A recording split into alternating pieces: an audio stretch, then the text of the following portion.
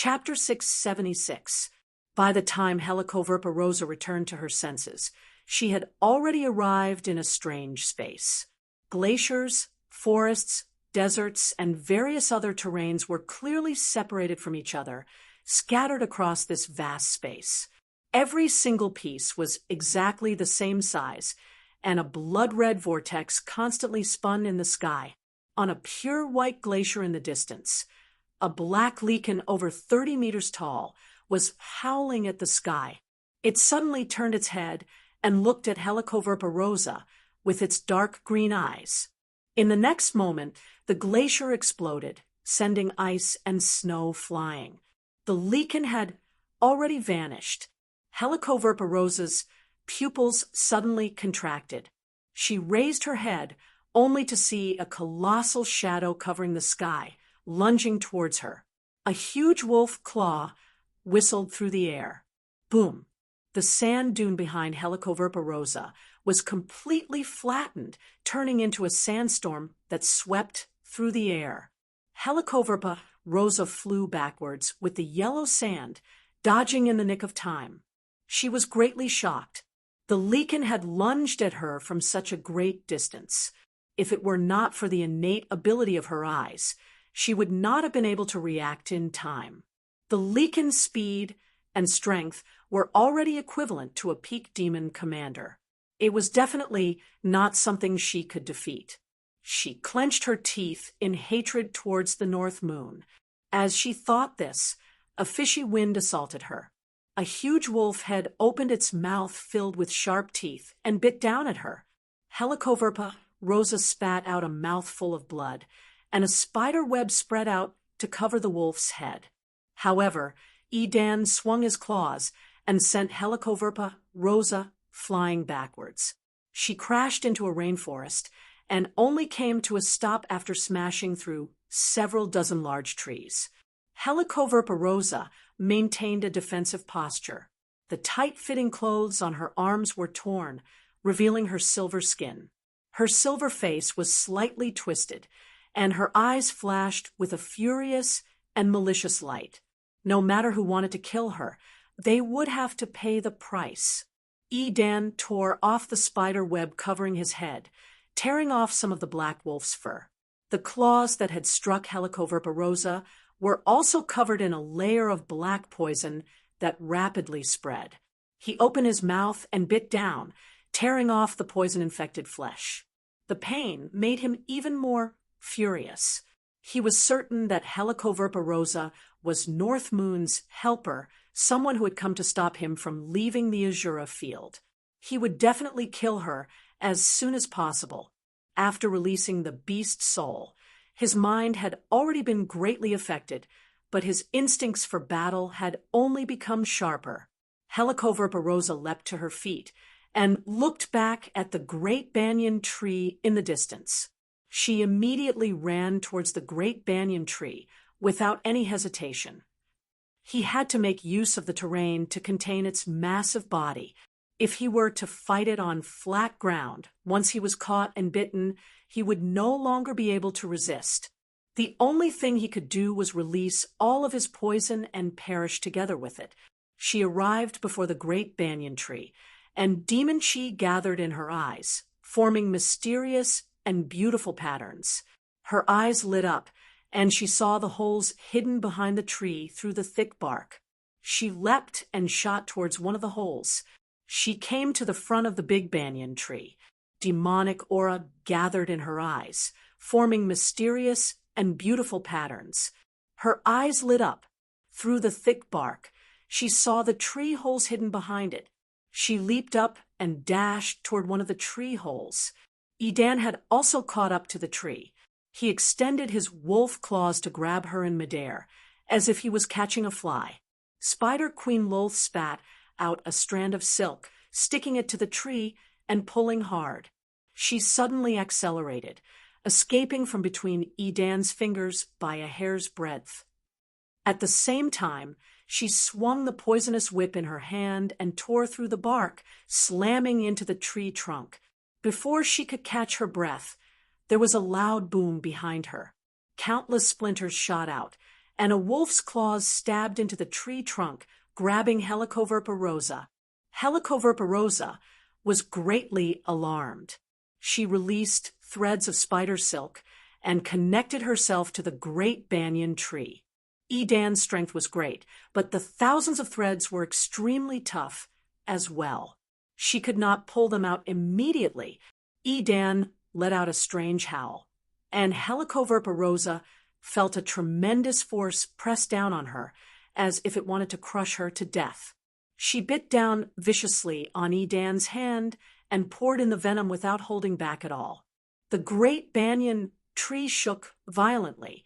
Sunflowers fell down one by one. Sensing that the home they relied on for survival was being heavily injured, the sun vines all awakened and began to dance around again, wrapping around Edan. Edan shivered inside. He did not dare to allow the sun vines to wrap around him. With a violent roar, he pulled hard and tore through all of the threads, dragging Helicoverpa rosa out of the tree. He leapt off the tree trunk and felt his ankle tighten. A sun vine had wrapped around him, and the sun vines that resembled dragons and snakes all surged over. He suddenly paused, but his reaction was extremely fast. With a swing of his wolf claws, he cut through the sun vines and threw himself into the jungle. With a great boom, who knew how many trees he had crushed, but he had finally escaped the range of the sun vines. Suddenly, she felt her right hand go numb. She could not use any strength at all. The venom had already invaded deeply. Helicoverpa rosa used this opportunity to break free, fleeing towards the great banyan tree covered in vines. Boom! Edan held his poisoned right hand and stomped on her. Above the lake, the storm became even more intense. It was no longer rain. Instead, it seemed like the heavenly river was pouring down all the way to the end of the world. Even the roaring thunder had subsided, as if it had been extinguished by the rain. Under the power of the water god seal, surging water spiritual energy gathered over from every river and lake in the Rui commandery that spanned tens of thousands of kilometers, triggering the phenomena of the world. Within the pitch-black darkness, only 2 specks of light flickered. Jia Zhen's body was enveloped in layers of protective spiritual light that originated from the yin and yang 5 elements. There were all kinds of powerful defensive spells, but they didn't clash with each other. The various colored spiritual lights fused with each other, forming a wonderful harmony, as if he was an impregnable fortress. Regular cultivators would mostly choose one of the yin, yang, and the 5 elements to cultivate. Only ancient cultivators would cultivate all 7, and the difficulty was not just 7 times greater. If they were not exceptionally talented, they would not even be able to begin with it, let alone cultivate to late golden core. Jia Zhen was a prodigy like that, which was why Si Qingyi treated him as an arm and referred to him as Mr. Not only did his powers surpass regular golden core cultivators, but the yin, yang, and the 5 elements formed a cycle in his body, allowing him to cast techniques with startling speed and power. He basically knew all techniques, and he could even use the profound and profound escape techniques with ease. As for his set of arcane artifacts, they were just icing on the cake, like adding wings to a tiger. He was also skilled in divination. Combined with his schemes, he could basically take every conceivable possibility into account, anticipating his opponent's movements at every turn. However, North Moon's fate had always been hidden. Even he was unable to peer into it. Having arrived in a small place like the Rui commandery, he had been reduced to such a sorry state. Even he had never expected his hatred towards North Moon to be as deep as the mountains and seas. He asked sunkenly, "Wretched demon, do you think you can defeat me just because you've trapped Edan? I'm not trying to defeat you. I'm trying to kill you." Li Qingshan grinned. The magnificent phoenix wings on his back burned brightly as he unleashed the innate ability of the wings of wind at the same time. The wind fueled the flames, extending his wings to 30 meters across. With each flap, he would cover a startling distance. In this straight-line pursuit, his speed was no less than escape techniques. The two specks of light collided, erupting with extremely dazzling light in that moment. As it ripped through the darkness, it also swallowed their figures. Chapter 677. Bang, bang, bang, bang. In that moment, even Li Qingshan had no idea how many punches he had thrown. His heroic spirit was unleashed to its heart's content. Under the unbridled barrage, the fortress constructed from 7 layers of light tottered. The shock waves and light collided and flickered, illuminating his handsome, wild face. Moon Court Lake sprung to life, like a colossal beast crouching on the ground, constantly roaring and roaring at the sky.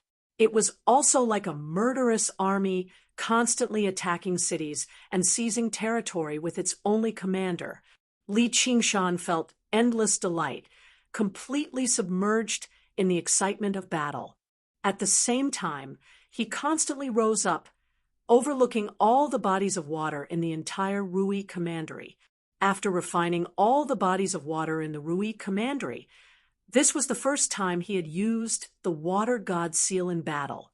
His will merged with the boundless waters. He was the rivers and lakes surging violently. Perhaps it was the enlightenment from the fruit of wisdom, or perhaps it was because he had comprehended the meaning of the boundless ocean, but he gained a clearer understanding of the arts of the boundless ocean. He felt like he was already standing at the doorstep of the Golden Core realm. The ocean pearl was waving at him.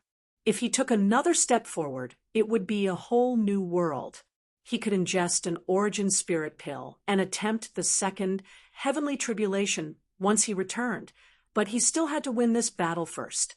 Jia Zhen's face became paler and paler as if he was about to be swallowed by the water.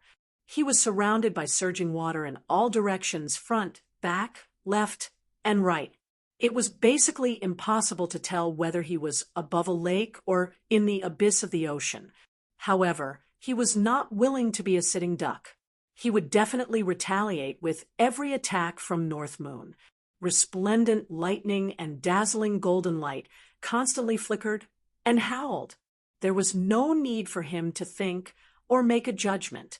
All he needed to do was unleash his powers to unleash the most powerful technique, bombarding North Moon all at once, ripping his skin and stripping away his flesh. North Moon's vital points were all heavily injured. His entire right arm was basically reduced to bone. He seemed wretched. However, it only made his attacks become even more frenzied. And as long as he was not attacked consecutively, his horrific wounds would recover at an extremely rapid rate. With a wave of flames, everything would return to normal. This is the fire of the phoenix.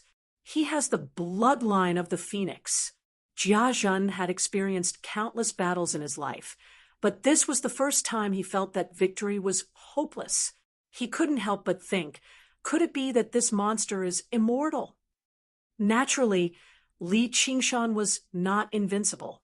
As long as his tiger bones were crushed and his demon core was destroyed, he would also die. However, this was not something a golden core cultivator could do, no matter how talented or powerful this golden core cultivator was. With the water god seal as a foundation, he was not afraid of the depletion of his demon chi. He could maintain the spirit turtle's profound shell the entire time, so he should not have been so heavily injured. However, in the intense battle, some conflict arose between the spirit turtle and the phoenix again. As a result, he purposefully did not use the spirit turtle's innate ability. Instead, he allowed the phoenix to constantly heal his wounds so that he could avoid excessive internal strife. Another monstrous wave came crashing down, and a shadow even darker than the darkness suddenly appeared behind Jia Zhen. It was the shadow that had almost taken Jia Zhen's life, the night patrol god, who had descended after receiving the sacrifice. After the prayers of countless night roamers, it had recovered its strength, even becoming even more secretive and gloomy. The weapon in its hand had changed from a dagger to a long, narrow rapier, stabbing out like flowing water. It silently pierced through the layers of defensive light and approached the back of his head. Ever since the sneak attack last time, Jia Zhen had remained vigilant. The feather fan in his hand flickered with white light as he turned around and swung it at the shadow behind him. Piss off! Bang! Light and shadow collided, producing a sound that seemed tangible. The shadow twisted and retreated, becoming slightly thinner, but it was still not destroyed.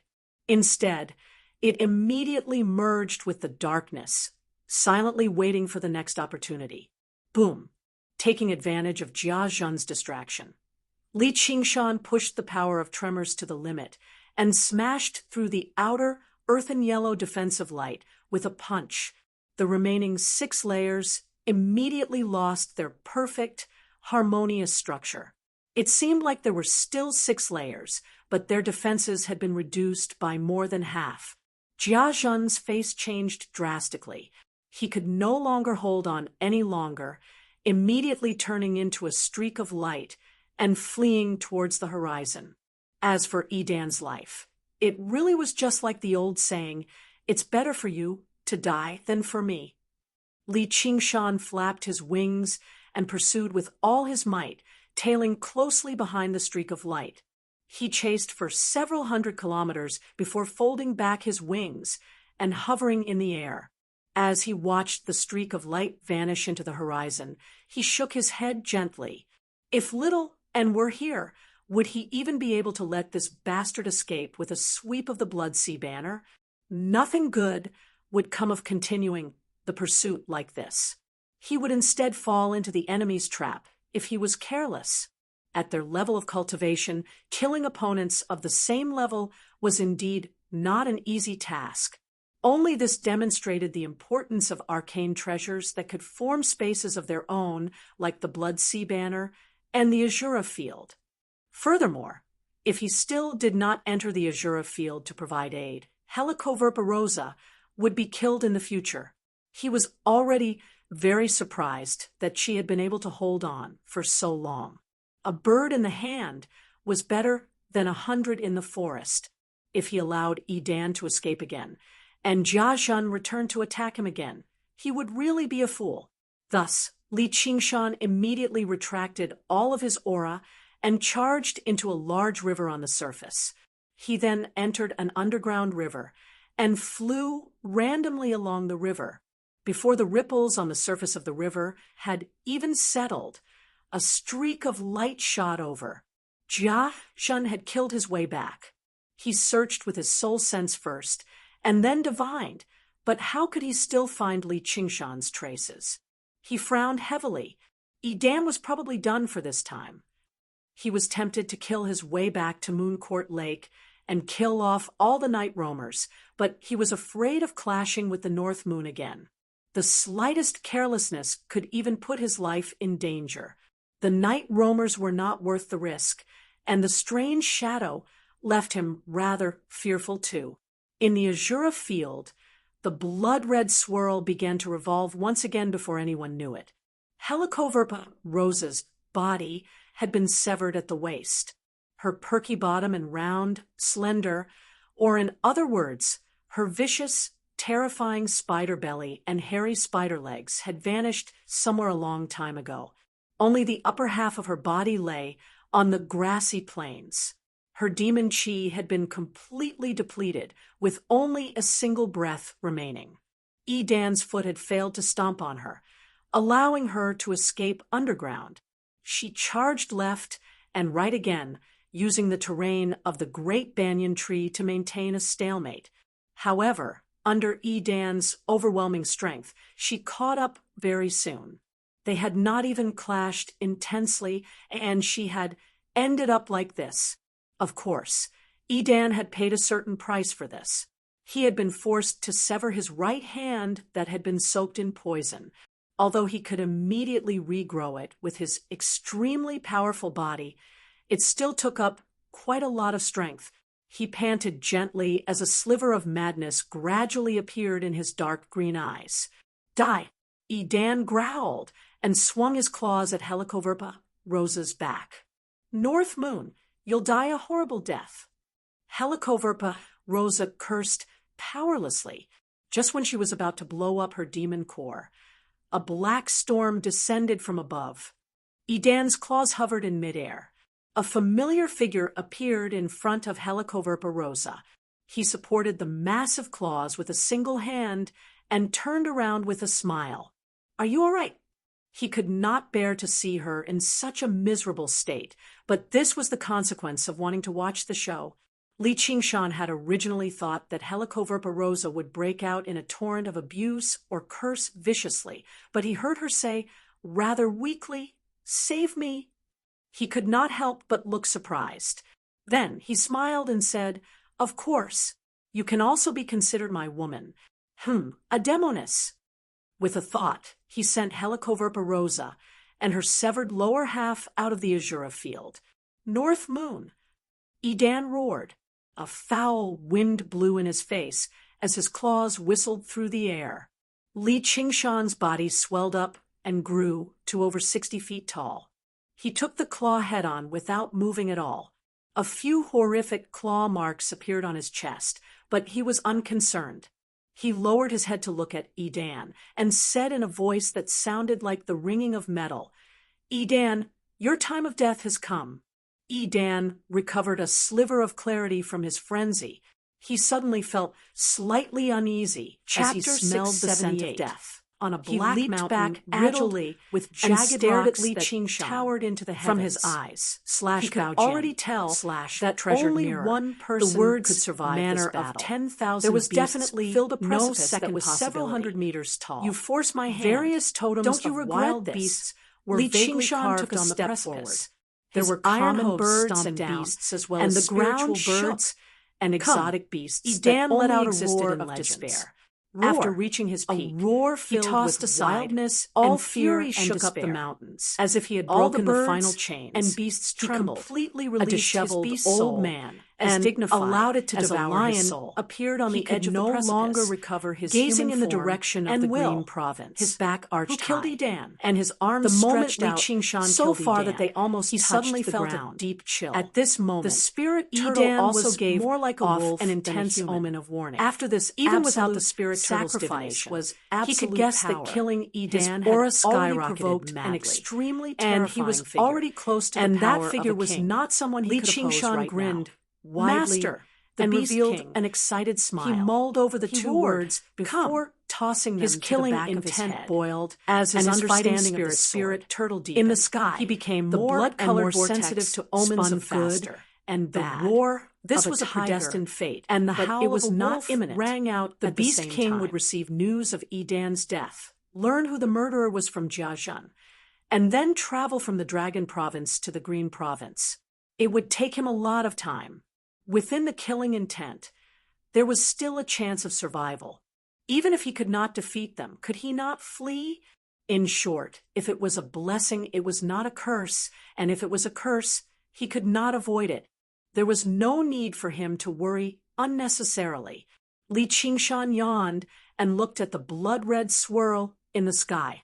He had no idea whether Edan's soul had already returned to the Azura realm, or whether it had been devoured by the beast's soul and completely vanished from the world. He lowered his head and looked at the grayish-black golden core in his hand. The totem of a black wolf could be vaguely seen on it, giving off a wild and savage presence. Stepping out of the Azura field, he arrived over 5 kilometers underground. A small river gurgled through the darkness. Helicoverpa Rosa lay on the riverbank nearby, completely naked. Although she seemed extremely weak, her wounds had basically all healed. There was only a bloody gash on her waist that had yet to heal. This type of injury wouldn't take her life, but it was undoubtedly a serious injury. Even her scarlet lips lost a bit of color. Helicoverpa Rosa looked at him from behind. "You won again." Hee, it's all thanks to you. Open your mouth." Li Qingshan walked over and hugged her back. He took out a section of the banyan tree trunk and squeezed it hard. Milky white sap dripped down. It fell into her mouth. Soon, the injuries on her body were completely healed, and her lips regained some color. She continued to stare at him with a strange expression. He vaguely understood why the golden cicada spirit king treated him with special respect and even treated him as an equal. There was something different about him that allowed him to grow from a small demon general under her command to where he was today. Helicoverpa Rosa regained some of her demonic energy. Li Qingshan patted her cheek. All right, you can go back now. Helicoverpa Rosa suddenly hugged his neck. Have you forgotten something? You said you'd do me if you won. Now you've won. Helicoverpa Rosa licked her lips and said in a low and seductive voice. Li Qingshan and Helicoverpa Rosa had done it many times, but they were all forceful. She couldn't resist and only half-heartedly agreed. This was the first time she took the initiative to make love. He couldn't help but smile. This also meant that she no longer thought about revenge and completely accepted his existence. It wasn't love. It was nothing more than acknowledging the strong and obeying the strong. But this was enough for Li Qingshan. He pinched her chin and smiled. Fortunately, you're not too stupid. Otherwise, I'm afraid that one day I'll really kill you with my own hands. That would be too much of a waste. The reason why he didn't kill Helicoverpa Rosa was initially because of the law that monsters couldn't kill each other. Later, he took the face of the golden cicada spirit king into consideration. As for what made him the happiest, it was not the most important reason. Whether it was a woman or a banshee, there were many of them in the world. Even if he was lustful, he didn't need to hang himself on this tree. Not to mention, beauty was not his biggest pursuit. When he became stronger and could ignore all these rules, if she was still looking at him with that kind of hatred in her eyes, he might just laugh it off and not take it to heart. Or he might change his mind and settle old scores with her, and then he would raise his blade and strike. That day won't come. Helicoverpa Rosa took the initiative to raise her head and kiss his lips. Li Qingshan raised his hand to cover her lips. I still have something to do. You go back and wait for me. Oh, right. Don't forget to hide a little deeper. The storm hasn't ended yet. After seeing off Helicoverpa Rosa, Li Qingshan's smile faded. He immediately returned to Mooncourt Lake. The storm was still pouring down, and the waves were still rising and falling, but it was no longer as intense as before. From afar, he could see the final few formations still enveloping the Mooncourt dwelling, which made him stop worrying. What he worried about the most was Jia Zhen returning and unleashing a massacre in the Mooncourt dwelling. Although he did not have any special feelings towards night roamers, he still cared about Yuliosu and her sister very much. They had performed quite well in the battle this time. If it were not for the 2 sneak attacks from the shadow, Jia Zhen would never have fled so quickly, which made things rather difficult for him. On the black altar, Yi Mingzhu still had her eyes firmly shut, standing in the center of the altar. The shadow lingered around her. She had no idea about the situation, so she was afraid to disperse the night roaming god for now. All the weaker night roamers in the surroundings had already fainted on the ground. Even the more powerful night roamers tottered about slightly. Yi Mingzhu suddenly opened her eyes and looked at the figure walking over from the colonel. The shadow merged with the darkness and appeared behind Li Qingshan, ready to strike. Only when it saw him did it stop. Yi Mingzhu knelt down in a hurry. Master! When the other night roamers saw the scarlet-haired, scarlet-eyed figure, they all beamed with joy, let alone Yi Liusu and Yi Liubo. No matter what, the fate of the night roamers in this region had already become linked to him. It was indeed through him that he had freed them from Helicoverparosa's control, allowing them to survive under the stars.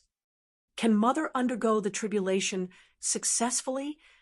Who knew how many years it had already been since a second heavenly tribulation expert had emerged from the night roamers in this region? First of all, the night roamers were at each other's throats.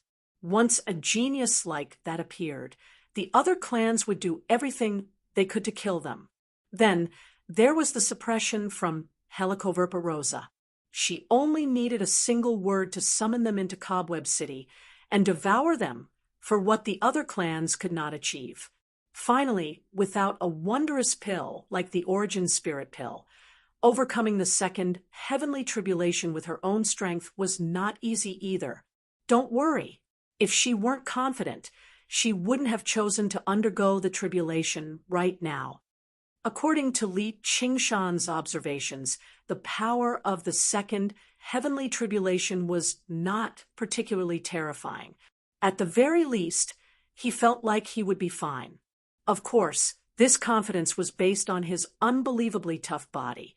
Yi Mingzhu was not that powerful, but she had been stuck at this bottleneck for so many years, so the foundation she had built up was extremely deep. The Origin Spirit Pill was just a final push to her. Sure enough, when the last bolt of lightning fell, Yi Mingzhu remained standing on the black altar. She was filled with joy. Everyone retreat to the underground. No, all of you come to my side. Li Qingshan suddenly ordered loudly. He gazed in the direction of the Dragon Province. His tribulation had arrived. Chapter 679. On a black mountain that was tens of thousands of feet high and covered in jagged rocks. First, the words "Mountain Villa of 10,000 Beasts" filled up a cliff that was 1,000 feet tall. Totems of various wild beasts were vaguely engraved on the precipice. There were common birds and beasts as well as spirit birds and strange beasts that only belonged to legends. Roar. A wild and angry roar shook the mountains, and all the birds and beasts trembled. An old man with unkempt hair and as dignified as a lion appeared at the edge of the cliff, looking in the direction of the Azure Province. Who killed Edan? The moment Li Qingshan killed Edan, he suddenly felt a deep chill. The spirit turtle also gave off a strong warning. Even without the spirit turtle's divination, he could guess that killing Edan had already provoked an extremely terrifying figure, and that figure was someone he could not oppose right now. Master Beast King. He mulled over the two phrases before tossing them to the back of his head.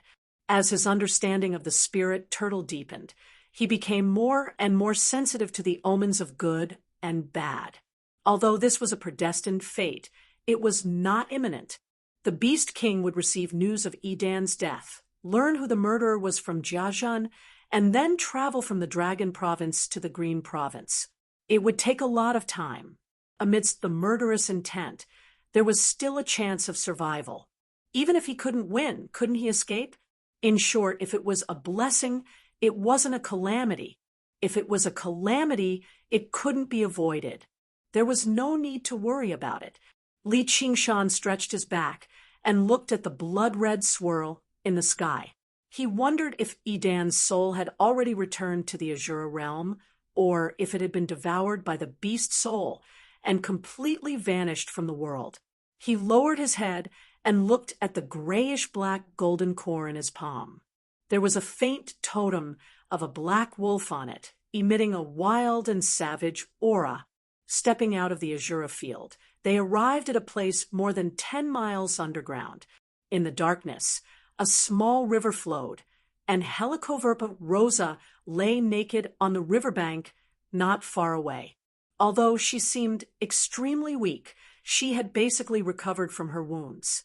There was only a bloody gash on her waist that had yet to heal. To a demon commander with a powerful body like hers, this wound was not enough to take her life, but it was undoubtedly a heavy injury. Even her scarlet lips had lost some color. Helicoverparosa looked at him from behind. You won again. Haha, it's all thanks to you. Open your mouth. Li Qingshan walked over and hugged her back. He took out a section of the banyan tree trunk and squeezed it hard. Milky white tree sap dripped down and into her mouth. Very soon, the injuries on her body were completely healed. Her lips were also a little more rosy. She kept staring at him with a strange expression. She vaguely understood why the golden cicada spirit king regarded him with special respect and even treated him as an equal. There was something different about him that made him rise from a little demon general under her command to where he was today. Helicoverpa Rosa recovered some of her demon chi. Li Qingshan patted her cheek. All right, you can go back. Helicoverpa Rosa suddenly hugged his neck. Didn't you forget something? You said you would do me if you won. Now you've won. Helicoverpa Rosa licked her lips and said with a low and seductive voice. Li Qingshan and Helicoverpa Rosa had done it many times, but they were all done forcefully. She could not resist and only half-heartedly agreed. This was the first time she took the initiative to ask for sex. He could not help but smile. This also meant that she no longer thought about revenge and completely accepted his existence. It was not love. It was nothing more than acknowledging the strong and obeying the strong. It was indeed through him that he had freed them from Helicoverpa Rosa's control, allowing them to survive under the stars. Actually, the main reason was that Li Qingshan was just too busy. He really did not have much time to oppress them.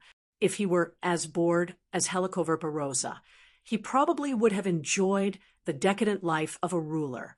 At most, he would not be as deviant as her. Li Qingshan nodded slightly and smiled in approval at Yi Liusu and Yi Liubois. You've all done well. Everyone here today will be rewarded.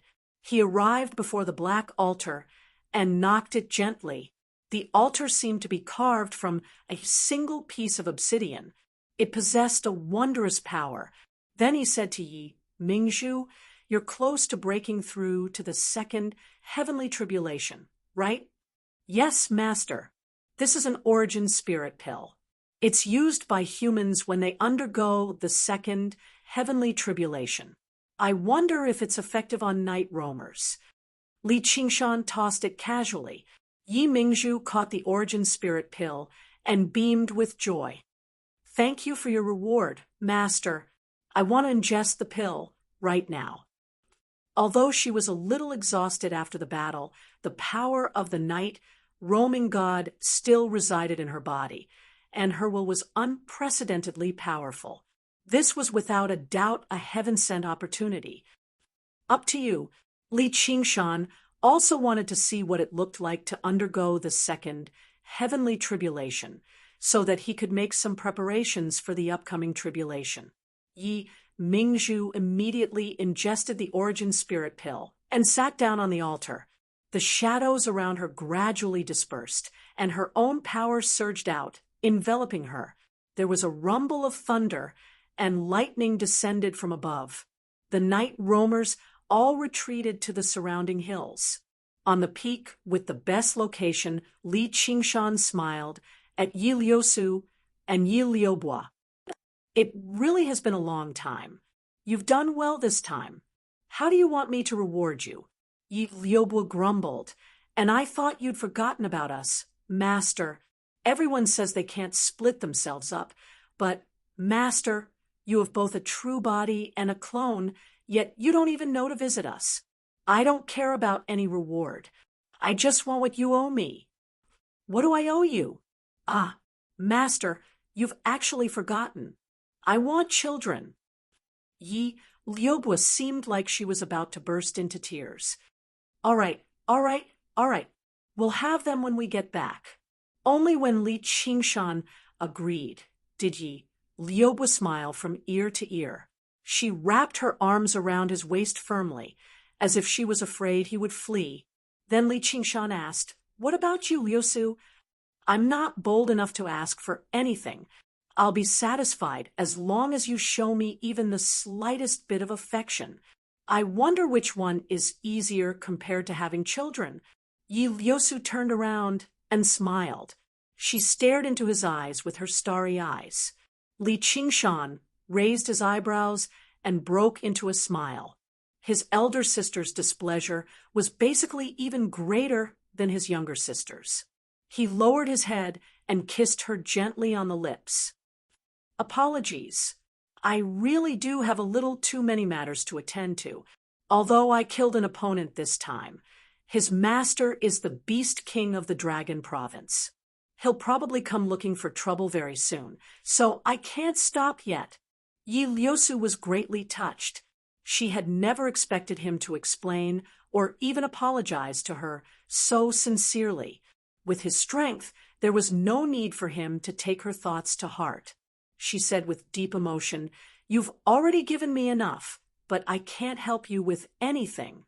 However, I'm constantly thinking about you, and no matter what, everything I have belongs to you." "Elder sister?" Under Yi Lyobua's surprised gaze, Yi Lyosu blushed and lowered her head. Li Qingshan smiled.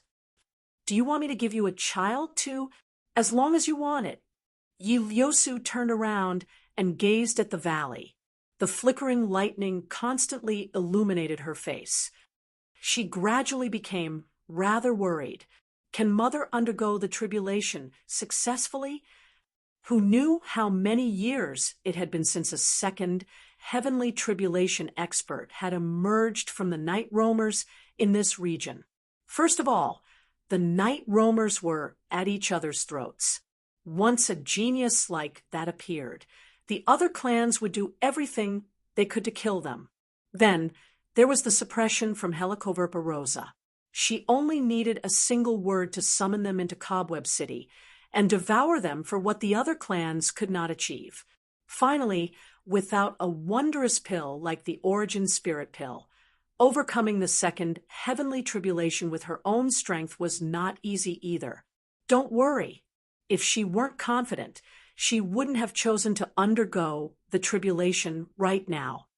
According to Li Qingshan's observations, the power of the second heavenly tribulation was not particularly terrifying. At the very least, he felt like he would be fine. Of course, this confidence was based on his unbelievably tough body. Yi Mingzhu was not that powerful, but she had been stuck at this bottleneck for so many years, so her foundation was extremely deep. The Origin Spirit Pill was only a final step to her. Sure enough, when the last bolt of lightning fell, Yi Mingzhu remained standing on the black altar. She was filled with joy. "Everyone retreat to the underground. No, all of you come to my side." Li Qingshan suddenly ordered loudly. He gazed in the direction of the Dragon Province. His tribulation had arrived. It had come so quickly. When he sensed the impending doom and danger coming from the north, he immediately made up his mind, which was to flee. As the saying went, fleeing is the best strategy of the 36 stratagems. The true essence of the spirit turtle was to avoid disaster and conceal himself. In simpler terms, he was a coward who could not be found. No matter how powerful his enemies were, they could do nothing to him. He had left his mirror clone here to see what the Beast King looked like, as well as to see how the Dragon King of the Sea would react. It did not make sense that only Edan could kill North Moon, while North Moon could not, or he would be killed in revenge. As the king of the demons of the Green Province, the Dragon King of the Sea was also the protector of all demons in name. If he allowed the demon commanders and demon generals under him to be killed by powerful human cultivators, he would be failing in his duty. But in the end, the Dragon King of the Sea did not appear, which explained many problems. It was impossible for the Dragon King of the Sea to be unaware of such a great disturbance on Mooncourt Lake. The Beast King had charged over from the Dragon Province aggressively, while the Dragon King of the Sea, who was also on the Green Province, had not arrived in time. Perhaps he lacked the ability, or perhaps he lacked the will, but there was only one conclusion.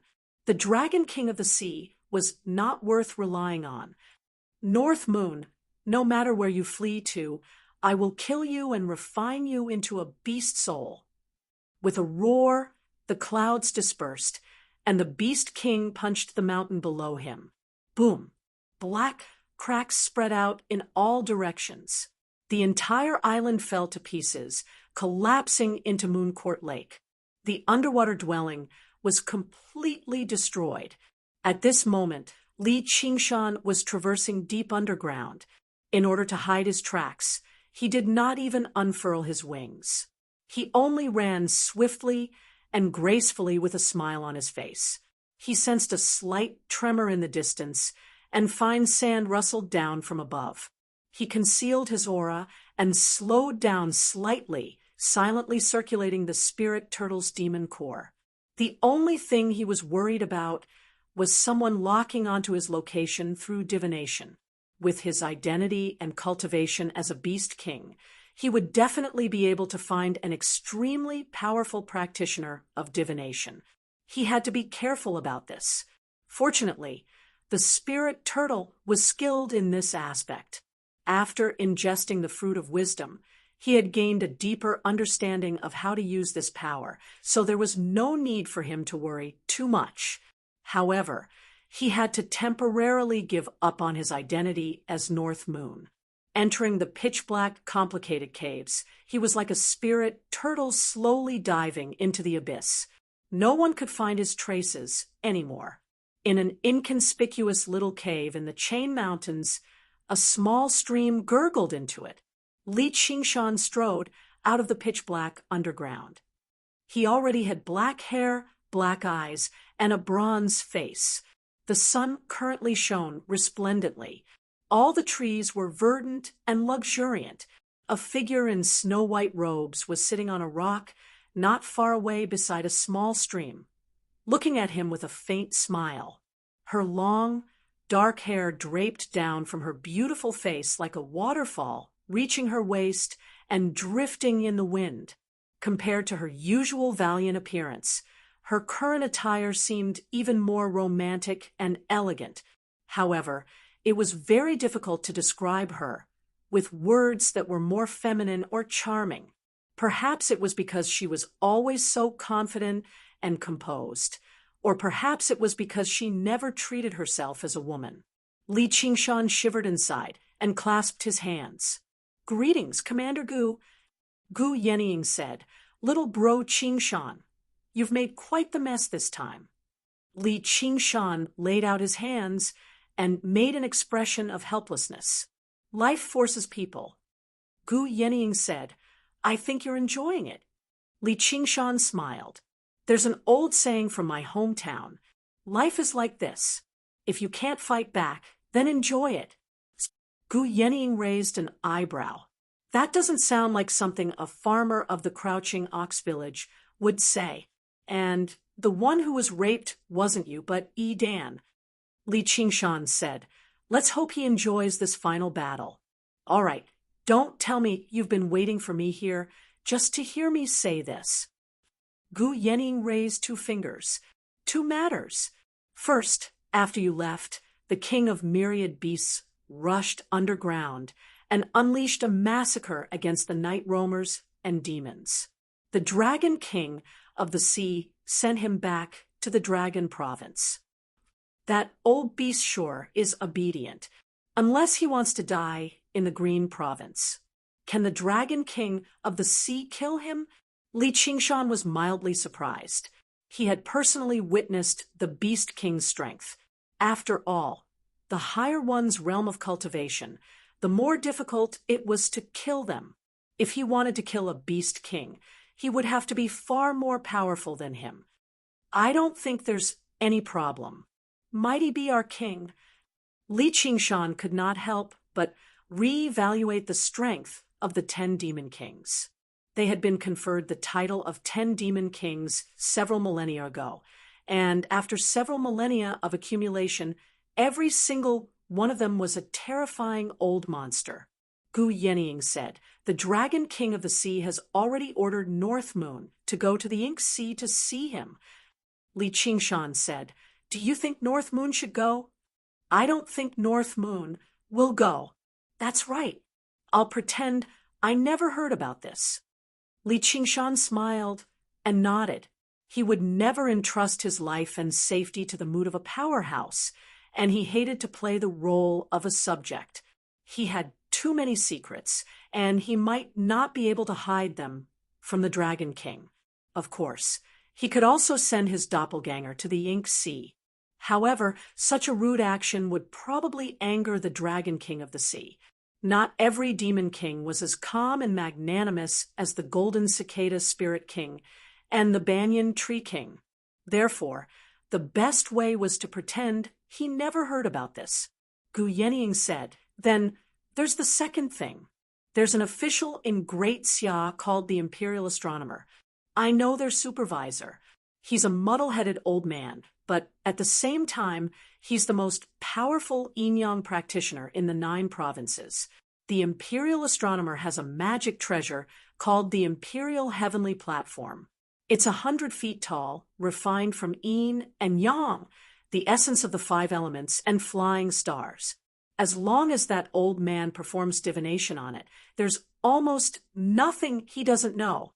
Jia Zhen happens to be related to him." This revealed the thing that Li Qingshan was most worried about. Chapter 681. After watching Gu Yenying vanish into the horizon, Li Qingshan pondered for a while more before returning to the Qing Shao dwelling. After several years of accumulation in the 8 gates formation of golden locks, the spiritual qi in the dwelling had become extremely dense. Perhaps it was not on par with a first-rate cultivation dwelling, but it was still a decent place for cultivation.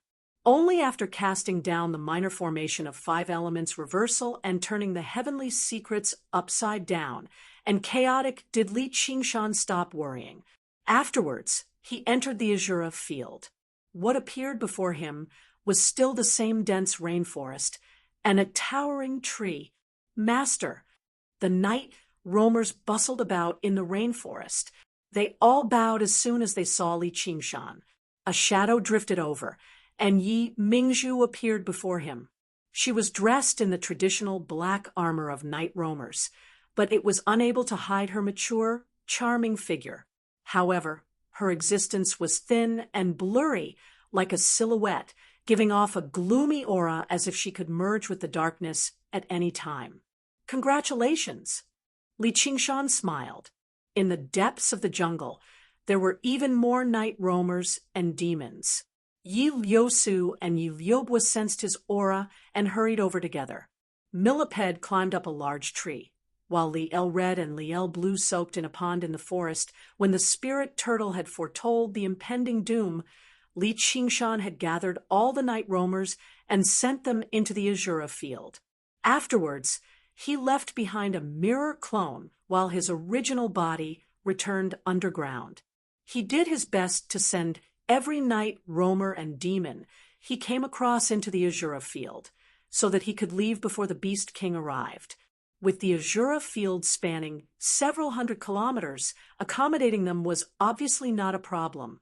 The only problem was the influence of the murderous intent from the Azura realm. Regular night roamers and demons could not withstand it, so it was very easy for them to fall into a frenzy. Even as the master of the Azura field, Li Qingshan was unable to eliminate this influence. If that happened, the Azura field would no longer be an Azura field. However, there was still a pure land, and that was the area covered by the Banyan Tree King's canopy. With the power of the Banyan Tree King, even the power of the Shura Path could not invade it. Its canopy, which was like a green cloud, was also large enough. All of the night roamers and demons gathered below the tree, but they were afraid to approach the tree too closely. Some reckless demons had already tried the power of the sun vines. "It's all thanks to Master," Yi Mingzhu said politely, although she had successfully undergone the second heavenly tribulation. She still dared not show the slightest disrespect in front of him. In the past, she had considered expelling him if she underwent the tribulation successfully and allowing her to regain control over the night roamers, but after the battle on Mooncourt Lake, she gave up on that thought. His strength was far beyond what she could imagine. He was not an opponent that could be defeated by assassination, coupled with the fact that he actually had no interest in ruling over the night roamers. And now that Yi Lyosu was in control, she was in control too, as her mother, so there was no need for her to take this risk. Yi Lyosu said, "Master, I want to leave all the matters regarding the night roamers to Mother and focus on cultivation for a while." "All right. I've already said that you shouldn't spend too much effort on these trivial matters. Being ruled by the strongest goes without saying. Yi Mingzhu, from today onwards, you will continue to be the matriarch and rule over the night roamers." "Thank you, Master." Yi Mingzhu was overjoyed. Her desire for power had already become bone deep. "What do you think of this place?" Li Qingshan asked. "It's very good." Chapter 682. The tune of the flute came to an end, and the sky had already darkened. The Azura field had experienced another advancement and breakthrough, and the blood-colored vortex in the sky instead gradually dissipated, revealing a faint red sky, waiting for the next life and death battle. Li Qingshan prepared to leave the Azura field and cultivate in seclusion, breaking through to the golden elixir realm. Suddenly, he felt a scorching gaze staring at him from below. Yi Mingzhu searched for a suitable place to stabilize her cultivation, and Yi Lyosu directed everyone to rebuild their homes. Everyone had their own work, but they would occasionally raise their heads and look into the depths of the tree. Only Yi Lyobu sat on the branch, hugging her knees, and looked at him without blinking. She listened to the sound of the flute as if she was listening to celestial music. Rather than saying it was love between a man and a woman, it was more like looking up to a god. Li Qingshan smiled slightly and leaped down from the great banyan tree. His phoenix wings flapped lightly, drawing a beautiful arc in the air. He flew over the rainforest, picked her up in his arms, and flew toward the distant mountains. "Looks like it's time to fulfill my promise." Li Qingshan lowered his head and smiled at her in his arms. "Master," Yi Lyobu said in surprise, and hugged him tightly. "Just call me by my name." "But I like to call you Master. That's up to you." Yi Lyosu looked up at them, flying away from the great banyan tree, flying away from the rainforest. She felt a little sour in her heart, but also happy for Yi Lyobu. In the end, she felt relieved. Just now, listening to him play the flute, she felt more and more how far apart they were, and it would only get further and further. He would never belong to a woman. The wind whistled past her ears. Yi Lyobu knew about the strangeness of this world, but in his arms she experienced unprecedented peace, as well as an indescribable sense of joy. Before anything had even happened, her eyes had already become rather dazed. Flying over the dusty desert, those Azura were fighting, and several Azura were fighting for their positions. When they saw Li Qingshan flying over the horizon, they all stopped their weapons and stood solemnly. That battle had made them understand who was the fully deserving ruler of this place. Li Qingshan smiled and saluted them. Seeing the Azuras return the salute, he couldn't help but shake his head and smile. He continued flying forward until he reached the snowy mountain. Just now, he landed at the foot of the mountain, where he could see the lake in the distance. "You like it here?" "I like it." Yi Lyobu bit her lips. Her breathing quickened, and her body began to heat up. Li Qingshan placed her on the pure white snow and used his fingers to gently stroke her face. Then he slid his fingers down. Her armor silently disintegrated, and her plump breasts jumped out. With a slight ripple, he continued to slide down, and her skirt armor also disintegrated. Her beautiful body was completely revealed before him, only leaving behind a pair of boots. The beautiful patterns unique to night roamers unfurled, and her dark blue skin formed an extremely distinct contrast against the pure white snow. Yi Liubo gazed at him eagerly and helplessly like a lamb waiting to be slaughtered. She murmured, "Master." Li Qingshan was in no hurry when faced with this cute pet who had offered everything to him without holding anything back. He teased her patiently and interestedly. His index finger passed between them until it reached her delicate navel, poking it gently. Yi Liubo shuddered and let out a pleasant moan. Her round thighs crossed and rubbed against each other gently. Li Qingshan never expected her to be so easily aroused. He teased, "Seriously?" Yi Liubo furrowed her brows. She felt wronged.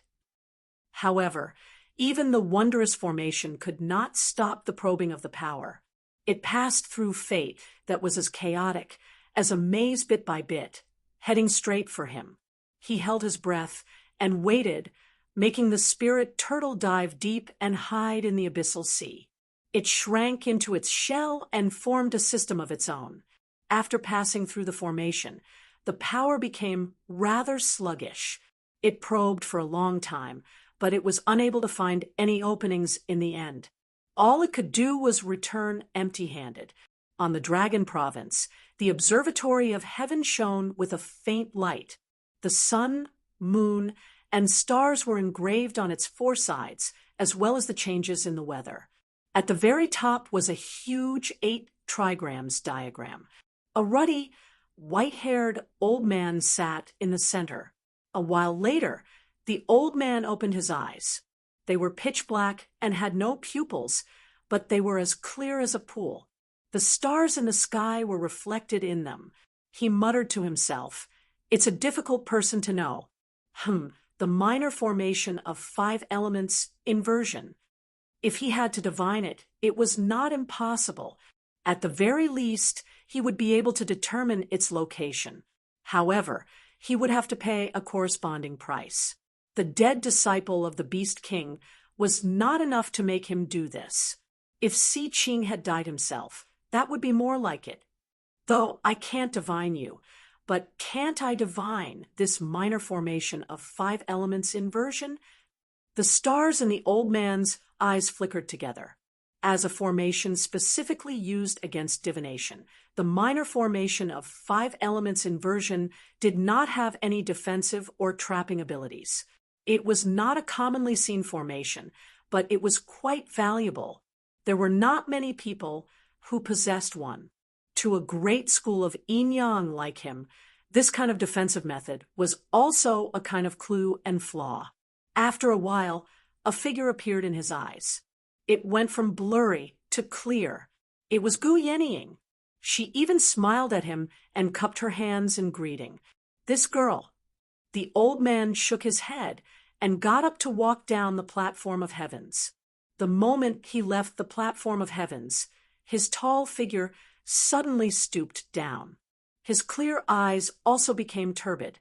Even his ruddy face dimmed. Many wrinkles appeared out of nowhere. He put his hands behind his back and slowly walked like a mortal. The Beast King, Si Qing, and Jia Zhen were waiting below the platform of heavens. Seeing the old man come down, the Beast King also lowered his head and bowed. "Lord Supervisor, what's the result?" "I can't divine it." The old man raised his head and glanced at them. Suddenly, a trace of surprise flashed through his eyes. At this moment, the power of the platform of heavens had not completely dissipated, but his expression did not change. He turned and walked away, but he walked very slowly. The Beast King caught up with him in a single step. "You should be able to divine his location, right? I don't want anything else. I just want to know where his true body is hidden. If you can't divine it, then you can't divine it." The old man waved his hand. The 3 of them were greatly surprised. They all knew the ability of this old man, not to mention the fact that he had used a treasure like the platform of heavens. Logically speaking, he could even clearly divine that monster of the North Moon's birth date, identity, and background. How could he not even be able to divine his location? For the sake of this divination, the Beast King had spent a great deal of money, but this was the result he had obtained. How could he be willing to accept this? He frowned, and his dignified face became even more aggressive. But facing this old man, his violent temper could not explode in the slightest. The old man stopped and turned his head. His turbid eyes became very clear. "That's right. I have something to tell the three of you." The three of them did not dare to be negligent. They listened attentively. What the old man said was not some profound prophecy. The matters of the world are unsettled. It is better to leave them unsettled. At this time, Li Qingshan took the second origin spirit pill. He still did not need to break through. He quietly meditated, and then he took the third, the fourth, and when he took out the fifth origin spirit pill, more than a month had already passed. He looked at the fifth origin spirit pill in his hand and put it away again. Then he continued to meditate until the medicinal effects of the first 4 origin spirit pills had completely dissolved. Then he wholeheartedly activated the arts of the boundless ocean. From the first to the 6th tier of the arts, he circulated them smoothly without any more sluggishness. Another 2 months passed. He used the origin spirit pill to spy on the location of the door, but he did not intend to use the origin spirit pill to break through. In the end, he still needed to rely on his own strength to take that step. This was naturally much more difficult, but he was not anxious. He patiently sat for another 4 months. It was an extremely long period of time, but in the midst of cultivation, it seemed like an instant. It was as if he was immersed in a dream. One day, at dawn, he opened his eyes and awoke from the dream. In his dantian, billowing spiritual energy began to gather, condensing into that deep ocean pearl. At the same time, he heard the angry roar of thunder. There were so many rivers and lakes, and he had only managed to unify them so quickly with the divine powers of the spirit turtle. The ancestral emperor had used the larger pieces of the water god seal to forge the 9 cauldrons. Even if the enemy's water god seal was a generous estimate, it would already be impressive if it could contain 1/10 of the water. Whether it was devouring it or nibbling it away, they could forget about threatening his position as a water god without a few years of effort. He would let them do whatever they wanted. There would be a time for them to cry. Since there's trouble, then you better be careful. It's fine if the Beast King rips you to shreds, but don't drag me into it. Ru Exian rubbed her face and said viciously, "All the pills I owe you are gone." In the past, Li Qingshan had given her many spiritual herbs from underground for her to refine. She had refined most of them into pills and split them with Li Qingshan. There was still a small portion, either because she had not managed to refine them in time or because she could not find the spiritual herbs that matched them, so they could be regarded as unpaid debts. If you hadn't mentioned it, I would have forgotten about it. I might be Prince Si Qing's biggest creditor, so I'm not in need of those things. However, you still have to pay your debts, or you'll just have to pay with your body. Before you turn into stone, I'll let you experience what the pleasure of making love is." Ru Exian smiled. "I have 4 words for you. Wishful thinking. Fuck you." Li Qingshan laughed aloud. The water god seal flew up from his hand, shining with 2 streaks of blue light that resembled mist. They enveloped the 2 of them, and they both absorbed the spiritual qi silently, falling silent for a moment. Time passed, their eyes met, and after a while, Ru Exian closed her eyes. Li Qingshan smiled and closed his eyes as well. He looked at the ocean pearl condensed in his body. It spun as it spun, devouring the surging water spiritual chi like a glutton before refining and converting it into its own power. It was like a bottomless pit. The demand for spiritual chi at Golden Core Shore is startling. If I don't have the water god seal and only have to consume pills and absorb spiritual chi to cultivate, the amount of time I'll need will definitely be calculated in years. Once the spirit turtle breaks through to the fifth layer, the amount of water spiritual chi required will definitely be tremendous. It really won't do without the water god seal as a foundation. Ru Xian opened her eyes again and stared at his face before closing her eyes again. In the blink of an eye, another few days passed. As the saying went, 60 years in the mountains. Cultivation would always make it easy for people to forget the passage of time. It felt like they had only taken a nap or spaced out for a while. Li Qingshan stabilized his cultivation at Golden Core. At the same time, he comprehended the various changes after the second heavenly tribulation. The breakthrough of human cultivation did not directly increase his strength by much. It only refined his soul and body again, making his soul sense even more powerful. After all, the North Moon, who cultivated the 9 transformations of the demonic and divine, was far too powerful. The greatest use of the ocean pearl was to replenish 20 to 30% of his demon chi at crucial times. However, crossing this major realm of cultivation was crucial, whether it was for humans or demons. The higher one's cultivation, the closer they were to the ways of the world.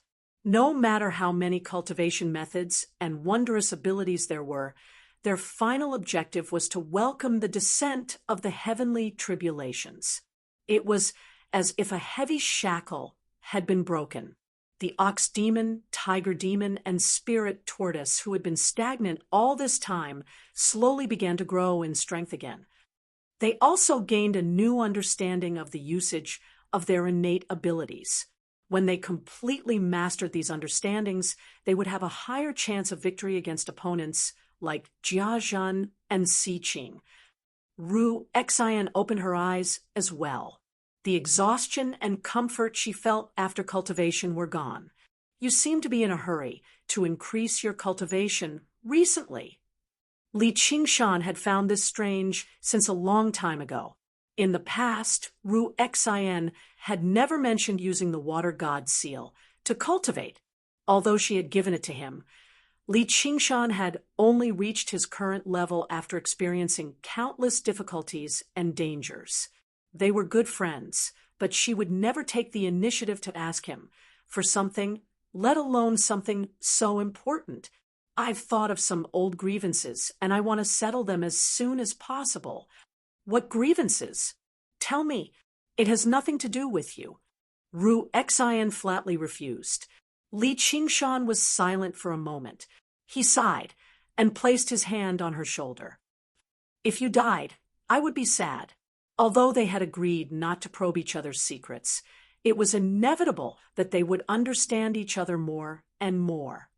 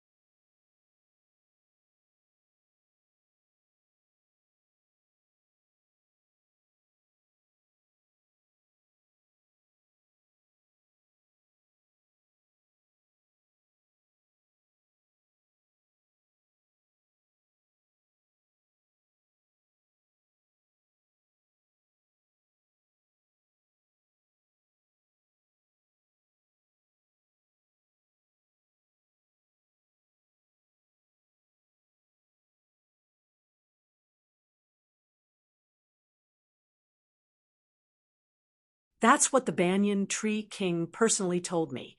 He stayed in the Mist Province for 10,000 years. That's not like he's omniscient. I'd advise you to stop wasting your time on this. This legend is a lie. Ru Xian's gaze drifted away as if she was gazing into an extremely distant place. The legendary flower of water and fire was indeed a symbol of peace between the two races, but there was more to the legend. If the flower of water and fire bloomed constantly, it would bring great disaster to the two races. In the headquarters of the Hawkwolf Guard in the prefectural city of Clear River, the bronze hawk spread its wings, overlooking and guarding the city. However, the entrance seemed rather deserted. This was obviously due to Si Qing's sins. If it were not for the fact that a portion of the Hawkwolf Guards were not disciples of the 100 Schools of Thought and that they were out on missions and did not take part in the exhibition matches of the 9 prefectures, they basically would not have been able to function normally already. In a room on the top floor, Hua Qinglu was currently busy with official documents. In the past, she lacked this ability, but after the wisdom imbuement, she was extremely adept at it now. Suddenly, she heard a few thumps outside the window. She turned around in surprise, only to see a familiar figure standing outside the window with a resplendent smile. "Big Brother Li, you've emerged!" Hua Qinglu was overjoyed. She stood up in a hurry and opened the window, letting Li Qingshan in. Li Qingshan saw Hua Qinglu dressed in the uniform of a Scarlet Wolf commander. She seemed valiant and much more mature. "Congratulations, you've been promoted. Greetings from subordinate Hua Qinglu, Commander." Hua Qinglu clasped her hands with a smile. She was delighted to be able to work with him. The only flaw was that her elder brother Commander did not spend much time in the Hawkwolf Guard. Li Qingshan said seriously, "Just like how men and women work together, work is never tiring. You should have been my assistant a long time ago. I'd even be interested in coming here a few more times. Then, if you don't come in the future, I won't let it go." Hua Qinglu pouted slightly. No matter how mature she had become, she could not help but behave like a little girl when she faced the man she had been thinking about day and night over the past few months. As soon as she said that, she found it to be a little too intimate. Her face reddened slightly, which made her seem extremely charming. It made Li Qingshan's heart skip a beat. He sniggered. "I'll do my best. Where's your elder brother?" "My elder brother has broken through to mid-foundation establishment and been promoted to a White Wolf Guard. He's gone to the Rui Commandery." When Hua Sengzan was mentioned, Hua Qinglu recovered some of her composure. She could not help but recall what Hua Sengzan had said to her when she returned from the Rui Commandery. His words were vague, but the meaning was very clear. He wanted her to maintain some distance from Li Qingshan. He was not a man she could control. Li Qingshan sighed with a smile. He's finally gotten what he wanted. The infatuated lover of Hua Sengzan had finally gotten a little closer to the woman of his dreams. When this was mentioned, Hua Qinglu's expression became rather mixed. "My elder brother. Oh, right, Commander Gu said that if you emerge, you should contact her immediately." "Yeah, that's exactly what I was thinking." When Li Qingshan left the Chain Mountains, he had chosen this place as his first stop because he wanted to contact Gu Yenying. Her status was great enough, so she knew many secrets. He wanted to ask her just who was encroaching on his territory.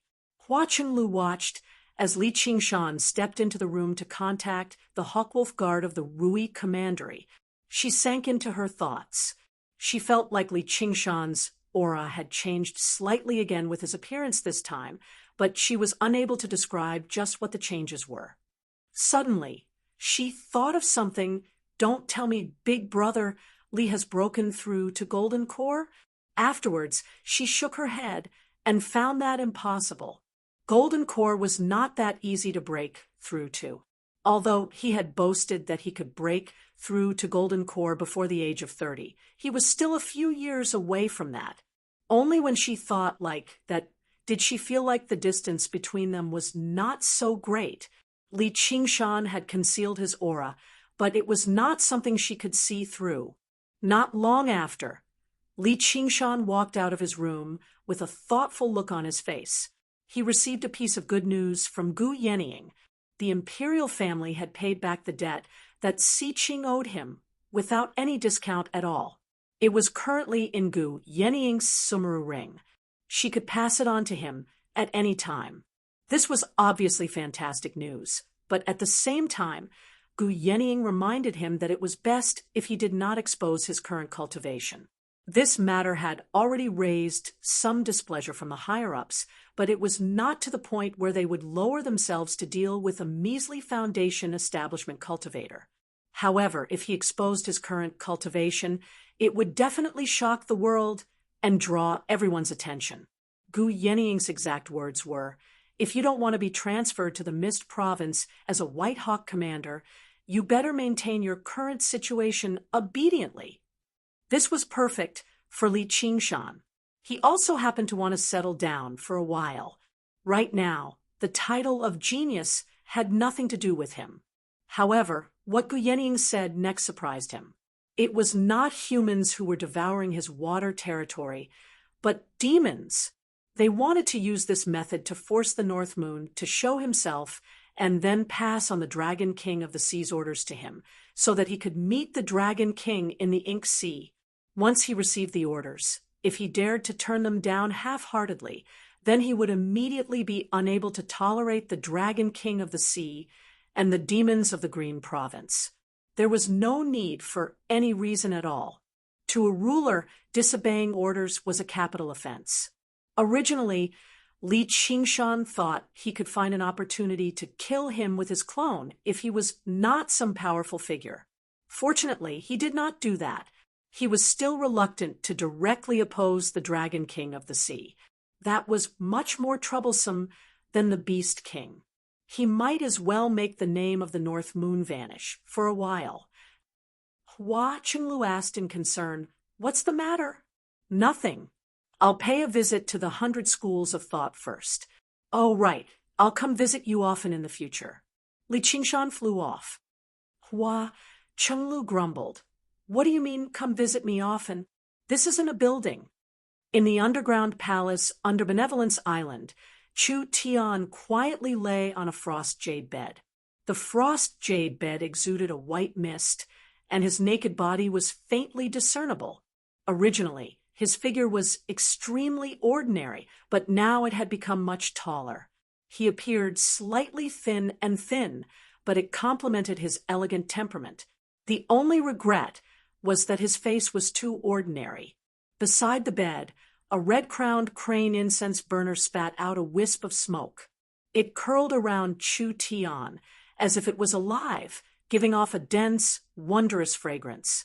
It made his body relax, and his bones seemed to loosen up bit by bit. He slumped on the bed, and even his mind drifted away. A white figure walked over to the bed and extended her hands. One of them held a sharp knife that was only around an inch long. She said, "Are you ready? I'm about to begin." The voice was hazy, as if it came from afar. Through the mist and smoke, Chu Tian made out Ru Xian's face. Using the last of his strength, he nodded slowly. Afterwards, his thoughts rapidly sank. Li Qingshan walked in from the passageway and stood beside Hua Ci. He had left the Chain Mountains with Ru Xian. He knew she wanted to perform plastic surgery on Chu Tian, so he obviously had to come and take a look. Obviously, she had to come and take a look. All she saw was Ru Xian concentrating. The blade in her hand slid away Chu Tian's cheek easily, carrying out the surgery in an orderly manner.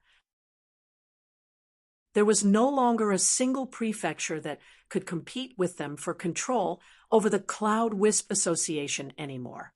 Sun Fubai easily expanded the Cloud Wisp Association to the entire Rui Commandery. establishing branches in the various prefectures. The foundation of the school of novels immediately multiplied by more than ninefold, and the speed of their cultivation immediately reached a whole new level. Right now, Lu Chuanfeng was writing a new novel. Suddenly, he sensed a familiar aura approach. He put down the brush in his hand and made his way to the entrance. Sure enough, he saw a tall, large figure stride over. After undergoing the second heavenly tribulation, Li Qingshan's divine talisman of great creation had undergone a complete transformation, reaching a whole new realm. Moreover, the power in the divine talisman of great creation rapidly increased too. He knew it was mostly thanks to Sun Fubai. This feeling of constantly growing stronger, without spending too much effort on cultivation, was quite nice. The news of Li Qingshan emerging from secluded cultivation spread. Everyone hurried to Cloud Wisp Island to thank him, but they found nothing. Li Qingshan had already left the Clear River Prefecture, flying towards the commandery city of Rui. He arrived at the entrance of the great general's estate and met Han Anjuan. He gave off an even more austere aura. He stood there all by himself, but his bearing was like that of an army. However, after seeing Li Qingshan, he became much friendlier, thanking him first. If it were not for Li Qingshan, Han Tie would basically be dead for sure in the Azura field. Whether it was to him or the Han family, this was a great debt of gratitude. Li Qingshan smiled, without minding it. We're all family, so there's no need for you to be so polite. Seeing how you're safe and sound father-in-law, and you've even broken through the second heavenly tribulation, is truly something worth celebrating. I'll have to take good care of you in the future. Humph, you've become the unraging monk's disciple, so how can I take care of you? As Han Anjuan said that, he took out a brocade box from his 100 treasures pouch and passed it to Li Qingshan. Li Qingshan opened it and took a look. To no surprise, there was an origin spirit pill inside. He passed it back to Han Anjuan. You better leave it for Tie. I don't need it. As long as you stop saying those unpleasant things in front of Cheongji and making her suffer, it'll be fine. Han Anjuan did not decline any further. He knew that Li Qingshan had won a staggering sum of money from Prince Siqing, and he also knew that he had given a 5-year virtue accumulation pill to Han Cheongji for cultivation. It was no less valuable than an origin spirit pill, so it was impossible for him to calculate everything clearly. I'm her father. There are some things that I need to say. Whether she listens to it or not is her business. I won't blabber on about it. Chapter 686. Chu Tian is already dead. From today onwards, I will be called Lin Xian. Please don't call me the wrong way when you see me in the future. Under the resplendent sunlight, Li Qingshan's mind drifted off. He recalled the final words the man called Chu Tian had said in the dark underground palace. Was Lin Xian a name he made up, or was it his original name? He had no idea. He only knew that Qian Rongji was in trouble this time. She would be an enemy even more terrifying than Siqing and Yi Dan. All the school leaders gathered together, gazing at the rippling surface of the water. Because the original water mirror disc had been taken away by that wretched demon North Moon, the water mirror for observing the new students was cast by Li Qingshan, who was most skilled in water techniques. Li Qingshan leaned against the window and gazed at the shimmering lake of dragons and snakes lazily. It had truly been a long time since he had experienced such a peaceful life. He felt like every single bone in his body had been dismantled, allowing him to relax. Actually, he had not been idling around during this period of time. He had paid a visit to the Chan Monastery of Devanaga and reported his current cultivation to the unraging monk. The unraging monk sighed in amazement at his terrifying cultivation speed. The only pity was that he had condensed an ocean pearl and not a Buddhist saraira. Afterwards, the unraging monk allowed him to enter the 7th floor of the demon suppression tower. He advanced step by step, and after a bitter battle, he finally arrived before the 7th demon suppression statue and comprehended the 7th demon suppression statuary. And this was all thanks to the fact that he could demonify freely now, disguising himself as a demon so the demons would not gang up on him. His cultivation advanced further too, and his demon heart became even more resplendent. After demonifying, he could contend against mid or even late golden core cultivators. However, he was unable to see Xiaoan, who he wanted to see the most. He only heard that she was cultivating arduously in the Bodhi courtyard, refusing to speak to anyone. It was said that she was practicing Zen of silence, but the unraging monk said that she just did not want to speak to anyone. With some reluctance, Li Qingshan left the Chan monastery of Devanaga. Before he left, the unraging monk warned him, "You're all moving too quickly. You should stop and think about it." After some thought, Li Qingshan agreed with him. He had gone from a teenager who knew nothing at all to practicing cultivation methods of both demons and humans. It had only been a decade or so before he reached his current realm of cultivation. Xiaoan was no different. He had gone from a little ghost who was afraid of wind and light to someone who could kill corpse commanders like butchering dogs.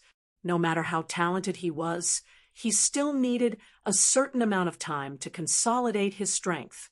Powerful cultivators struggled to achieve rapid progress, which was why Brother Ox had given him 10,000 years. Perhaps it was not that the powers of the phoenix and the spirit turtle could not merge, but he had invested far too little time and effort into it. He always wanted to resolve the problem in one go, allowing his cultivation to advance by leaps and bounds. As it seemed now, it was not that simple. Since there was no shortcut to the South Mountain, then he would just have to climb up bit by bit. Right now, he sat lazily upstairs, while his mirror clone was deep underground, soaking in the magma of the earth and enduring the pain of being burned. It was on the brink of collapse at any time. He had to constantly mobilize his demon chi to repair it. Only then could he maintain it. After undergoing the second heavenly tribulation, his comprehension of the ways of the world and the mysteries of nature had deepened.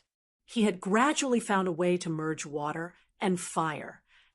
He was no longer as confused as he was in the past, where he had no idea what to do. "Qingshan, once it's all over, let's go to the restaurant and have a few drinks together." "How about that?" Wei Yangsheng suddenly said. His expression was not exactly ingratiating, but it was filled with deep reverence. In reality, while Li Qingshan was unconcerned, he had always been the focus of everyone's attention. Even Han Thierry, who was as cold and tough as steel, looked at him in a completely different light after receiving Han Anjuan's subtle hints. The only one who did not take him seriously was the leader of the School of Medicine, Ru Xin. At the very least, that was how it seemed. "Sure. Is the door still open?" Li Qingshan agreed straightforwardly.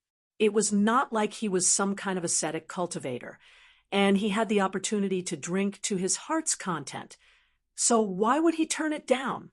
Even a centipede will not fall over even when it's dead, let alone a sect as large as it. Though it seems like there's been quite a lot of trouble lately. It's all because it's lost its foundation after all. "Qingshan, why don't you take over?" Lu Zhongqing picked up the conversation with a smile and suggested to Li Qingshan. After Granny Yu's death and Qiu Haitang's disappearance, the sect was leaderless. Not only did it fall apart internally, but it also faced numerous dangers externally, becoming the target of many organizations. Originally, Lu Zhongqing wanted to use this opportunity to swallow it up, but after careful consideration, he still gave up on that idea. Li Qingshan had taken a tremendous risk to help Qiu Haitang escape, but in the end, he ended up taking all the benefits. if any ill feelings arose between them, then the losses would outweigh the gains. As a result, he used his identity as the prefect to maintain the status quo of the sect. It did not collapse, but no one could get their hands on it either. Me? Let me think about it. Originally, Li Qingshan wanted to say, "What use do I have for that?" However, upon further thought, this was Qiu Haitang's sect after all. If he had the opportunity in the future, it would be nice if he could return it to Qiu Haitang. The various tests were carried out in an orderly manner. In the end, the handsome young man called Lin Xian passed the tests with ease and joined the school of Taoism, becoming a Taoist. It left the leader of the school of Confucianism, Wei Yongsheng, in great pity. Many people were confused too. Ever since Zhichenzi's death, the school of Taoism had always been without a leader. It was completely up to the primary disciple and a few professors to manage the situation and pass down the Taoist methods. No one could make the decision to give him any extra benefits, but Wei Yongsheng had offered quite the impressive conditions. However, Li Qingshan understood that he had probably chosen the school of Taoism precisely because he did not want a certain person to pay special attention to him. He would probably become the leader of the school of Taoism before long. Not only did he possess a powerful cultivation method and cultivation experience, but Ru Xian had even promised to provide him with sufficient resources for cultivation in exchange for the Taoist technique of cloud furnace and the detailed teachings of the Taoist technique of cloud furnace. The rise of a new star could already be foreseen. Lu Chuanfeng sighed. What a pity! If only this kid could join our school of novels. You can stop dreaming, junior brother. The school of novels might be much more powerful than before, but true geniuses won't take this path. For the entrance examination this time, Sun Fubai had specially hurried back as well. He had accepted over a dozen disciples for the school of novels. Li Qingshan said, "If it weren't for that bastard Zhou Tong, I wouldn't have ended up in the school of novels." Sun Fubai smiled. "This is the will of the heavens, as well as the good fortune of the heavens. I'll do my best not to disappoint you. Qingshan, I'll tell you in detail once we get back. The school of novels has great potential too." They returned to Cloud Wisp Island with the new disciples. The three of them each said some words of encouragement and explained some of the rules of the school of novels. They let them wander around before returning to the bamboo loft to discuss matters. Among the dozen or so new disciples, the oldest was already 20 years old, while the youngest was only 9. After the three of them left, they all let out a sigh of relief. The pressure that a foundation establishment cultivator gave off was far too great. Although it was just an unintentional aura, it was enough to make them hold their breaths. The oldest youth exclaimed excitedly, "It's really him!" The youngest child, who was 9 years old, tilted his head in confusion. "Who is it?" "The one who spoke at the end, the one who's the tallest, is Senior Uncle Li Qingshan. Don't tell me you haven't heard of him before." The young man suppressed his voice, as if he was saying, "You're just too ignorant. Of course I've heard of him. He's the Scarlet Hawk commander of the Clear River Prefecture. He was originally just a cowherd, but he only cultivated for around a decade before defeating a group of Foundation establishment cultivators from the School of Novels in the exhibition matches of the 9 prefectures. He's not even 30, yet he's already close to breaking through to Golden Core. He's the most powerful genius in our Clear River Prefecture. No, in the entire Rui Commandery." A young girl said immediately. She was so proud, as if she was talking about her own matters. Her eyes were filled with admiration. The young man sighed. "Sigh, I'm not asking for anything else. I just want to reach Foundation establishment before the age of 30. The others all showed expressions of admiration and eagerness. They were filled with confidence towards their lives in the school of novels. The power of a role model was endless. although Li Qingshan was still a distance away from becoming renowned throughout the world, becoming renowned throughout the Rui Commandery was not an issue at all. Before he knew it, he had become a legend.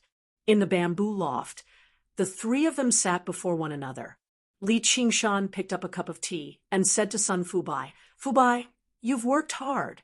Qingshan will replace wine with tea, so let me toast you."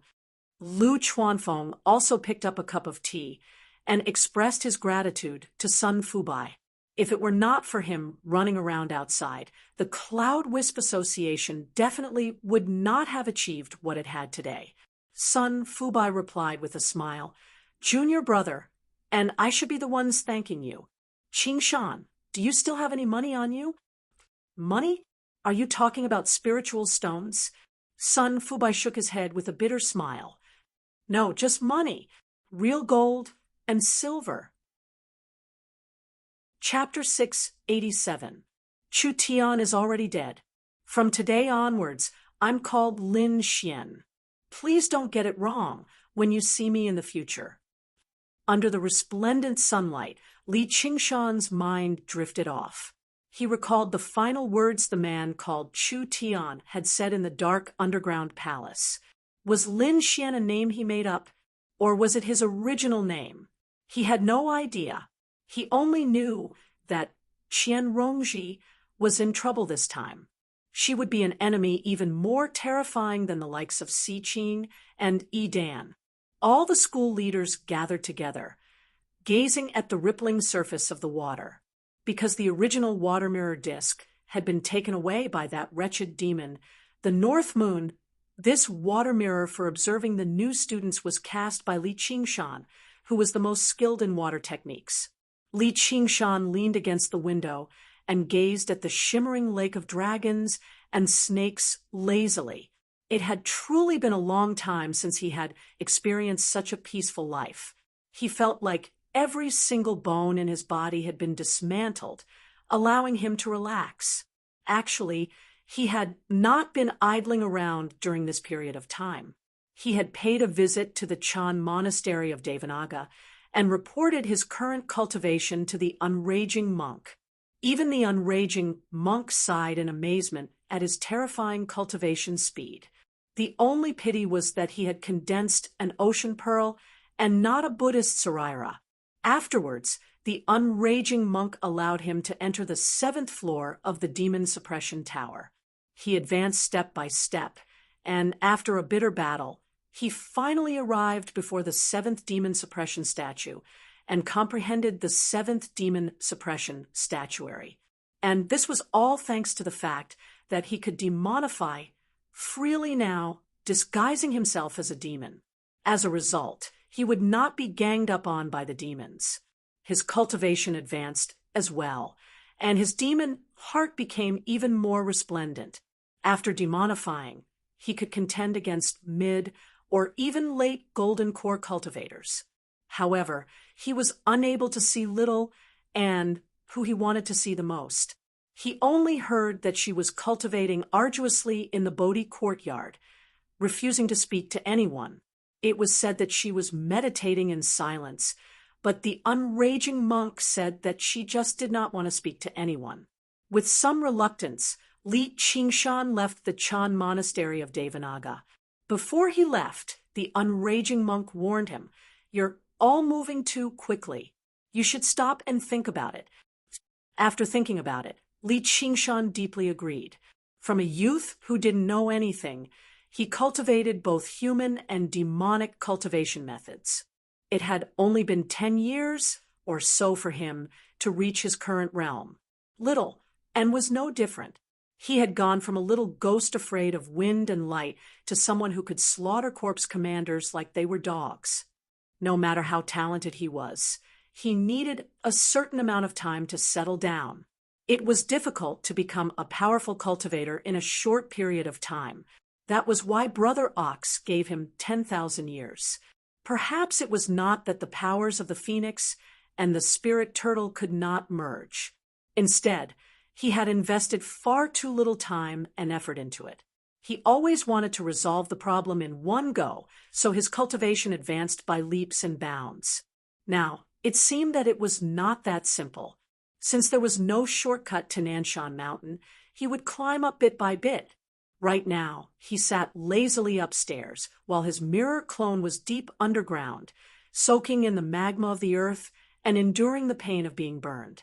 It was on the brink of collapse at any time. He needed to constantly mobilize his demon chi to repair it, which was the only way he could maintain it.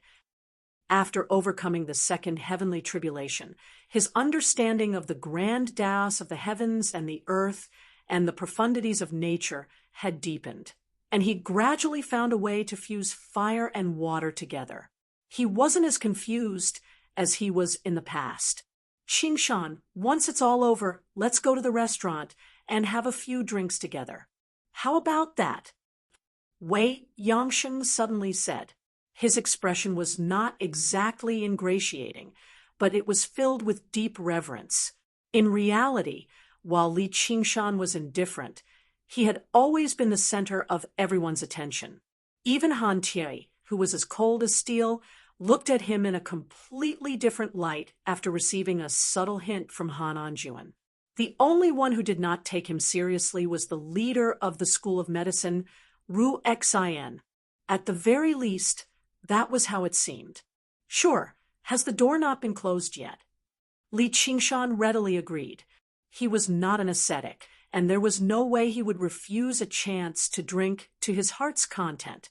A centipede dies but never falls down, not to mention such a large sect. However, there seems to be a lot of trouble recently. After all, it has lost its root. Qingshan, why don't you take over? Lu Chongqing suggested to Li Qingshan with a smile. After Grandma Yu was killed and Begonia disappeared, the sect was without a leader. Not only did it fall apart internally, but it also faced many external dangers, becoming the target of many forces. Lu Chongqing originally wanted to take the opportunity to annex it, but after some consideration, he gave up. Li Qingshan had taken a great risk to help Begonia escape, but in the end, he had reaped all the benefits. If there were any grudges between them, it would be too much of a loss. Thus, he used his status as the prefect to maintain the status quo of the restaurant so that it would not fall apart and no one could get their hands on it. Me? Let me think about it. Li Qingshan originally wanted to say, what use do I have for that thing? However, on second thought, this was Begonia's sect, after all. If there was a chance in the future, it would not be a bad idea to return it to Begonia. All sorts of tests were carried out in an orderly manner. In the end, this handsome youth named Lin Xian easily passed the tests and entered the School of Taoism, becoming a Taoist. This made Wei Yangsheng, the head of the Confucian school, feel that it was a great pity, and many people could not understand why. Ever since Jichenzi's death, the School of Taoism had been without a leader. It was all up to the chief disciple and a few professors to manage the situation and pass down their Taoist techniques. No one could make the decision to give him any extra benefits, and Wei Yangsheng had offered quite good conditions. However, Li Qingshan understood that he had probably chosen the School of Taoism precisely because he did not want to be paid special attention to by someone. It would not be long before he became the leader of the School of Taoism. Originally, to cultivators who had reached their realm of cultivation, gold and silver were basically no different from scrap metal. However, in order to expand the Cloud Wisp Association, Sun Fubai carried out Li Qingshan's plan to establish free private schools across the Rui Commandery, teaching the children of poor families how to read and write. He wanted to expand the foundation of the School of Novels, but he discovered that money really was not enough. In the vast territory of the Rui Commandery, just establishing these private schools would probably cost hundreds of millions of gold and silver coins. Coupled with the cost of recruiting people and maintaining operations, it would be an astronomical figure, and it would only cost money and no money. Sun Fubai did not lack methods to amass wealth. He had already grasped quite a few salt pans and gold mines, which were all rolling in money. However, if he wanted to carry out such a grand plan, there was still quite a gap. Hearing Sun Fubai's explanation, Lu Chuanfeng said, "Since we don't have money, we'll just slowly develop it. Why are we in such a hurry?" Sun Fubai shook his head. "But that'll be far too wasteful. It's like a barren piece of land. The more seeds you plant now, the more food you'll harvest in the future. If you delay farming by a year, you'll harvest by a year, so the more you invest right now, the better." Li Qingshan rummaged through his 100 treasures pouch and found quite a lot of silver notes, as well as gold bars and silver ingots. They were worth tens of millions of taels of silver. "Then I won't hold back. It'd be great if I had more," Li Qingshan thought. "Regular sects don't accumulate too much gold and silver, but there are exceptions. The building welcomes guests from all over, and most of them are mortals who use gold and silver. The sect should be quite rich." Li Qingshan told him about Lu Changqing's suggestion, and Sun Fubai immediately said, "That's a great idea. A single building is better than 10 banks." Chapter 688. In the depths of the serene lake, the lake rippled on top of Qiu Haitang's head. She sat upright, without moving. Her long eyelashes, slightly raised nose, rosy lips, and uncombed black hair cascading down to her waist, and buttocks like a waterfall. She was enchanting and beautiful. After a while, she opened her eyes and sighed faintly. Unknowingly, she had stayed at the bottom of the lake for so long. She had never secluded herself for such a long time. It was as if she had been forgotten by the world. Of course, only one person knew that she was there, and that person had clearly forgotten about her. These damned and heartless males. She had been in the foundation establishment realm for many years and had a solid foundation. After converting her cultivation technique into the Rouge Heart Dye technique, she had broken through to the late stage of the foundation establishment realm with the help of Grandma Yu's Rouge Heart. However, she had yet to completely refine it and was still a distance away from the peak. To take that step and form her own Rouge Heart was not an easy task. She did not have the origin spirit pill, and it was too difficult to break through by relying on her own strength. She got up and paced back and forth in the cave. If not for the rapid improvement of her cultivation, she almost doubted that she could stay here for so long. Although she was tired of the hustle and bustle, after being lonely for a long time, she realized that living alone was not so simple. She tucked her long black hair to the side of her face. Although she was a cultivator, she firmly believed that the meaning of life was not just cultivation. She could not allow her appearance to silently wither in the long river of time. All of her cultivation was to pursue the man she loved, and then use the yearning dye red thread secret technique. Since people's hearts were fickle, she would use a red thread to bind them together. Who would that person be? The first thing she thought of was Hua Sengzan, but she immediately rejected it with a smile. Although she loved him to the point that she was willing to give up her dignity, she did not want to force things to this extent. If the other party was heartless, what was the point of relying purely on a kind of technique to maintain their affection? Then, that fiery red hair appeared before her eyes. With a wicked smile, she muttered, "North Moon, bastard." Dong, dong, dong. At this moment, a knocking sound came from above. Begonia looked up. She saw a familiar, smiling face outside the crystal wall. North Moon. Li Qingshan stepped into the abode at the bottom of the lake. This abode had not changed much from when he left, although it had undergone some simple decorations. But it was still as empty and boring as a prison, compared to her original, extravagant, and gorgeous cave residence. It was like heaven and earth. It must have been hard for her to stay here for so long. Looking at Begonia again, Li Qingshan couldn't help but be moved. At this moment, she was wearing a plain and indifferent dress, and she had a kind of beauty that had been washed clean. Her skin was as white as snow, but perhaps it was because she had stayed at the bottom of the dark lake for too long. So her skin had a lustrous white color. She stood there in a natural and unrestrained manner, and a pair of charming and beautiful eyes looked over. At the same time, it exuded an indescribable charm. From Begonia's point of view, he had changed quite a bit as well. He had lost some of his arrogance and recklessness and had gained a lot more stability and calmness. The way he looked at her also made her very satisfied. But when she thought of the intimacy in the past, it still felt like it was yesterday.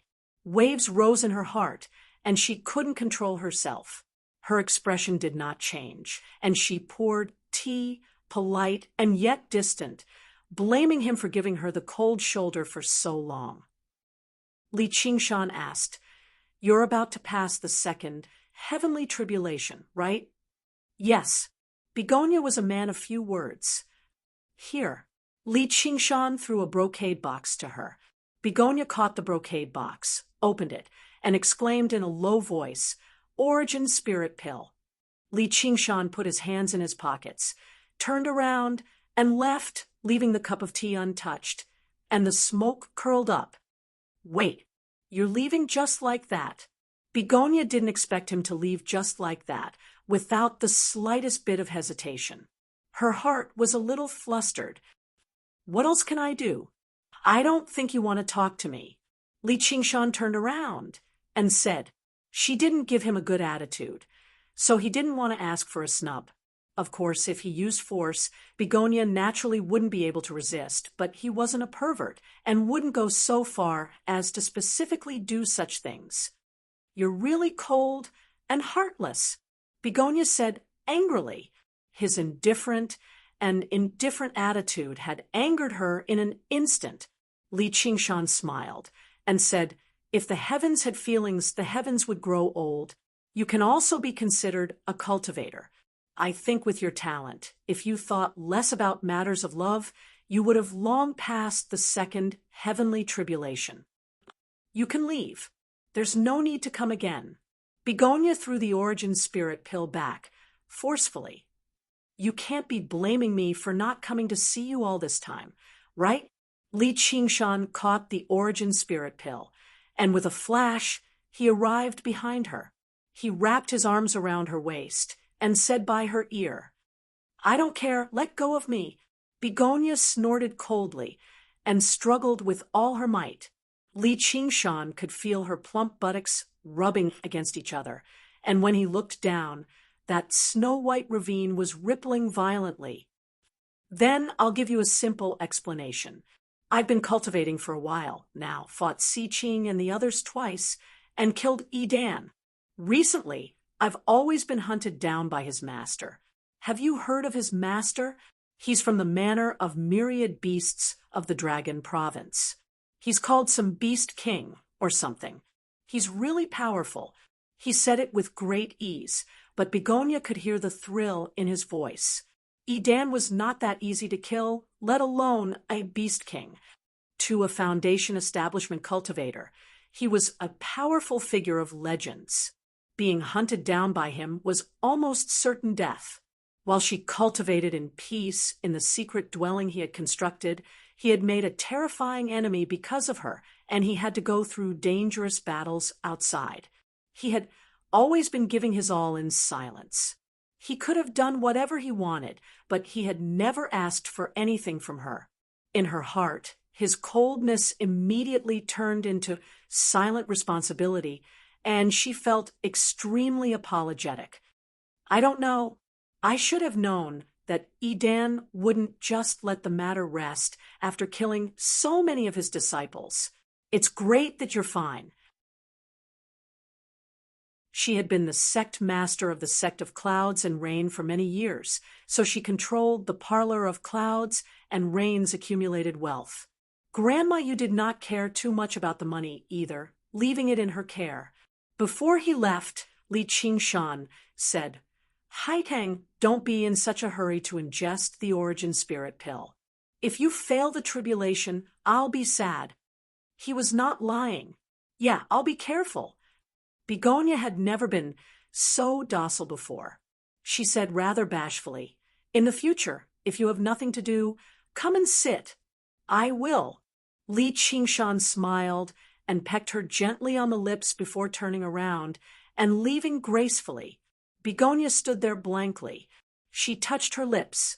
The gentle kiss had touched her much more than when he had taken advantage of her in the past. Only a while later did she return to her senses. She spread her arms and spun around on the spot.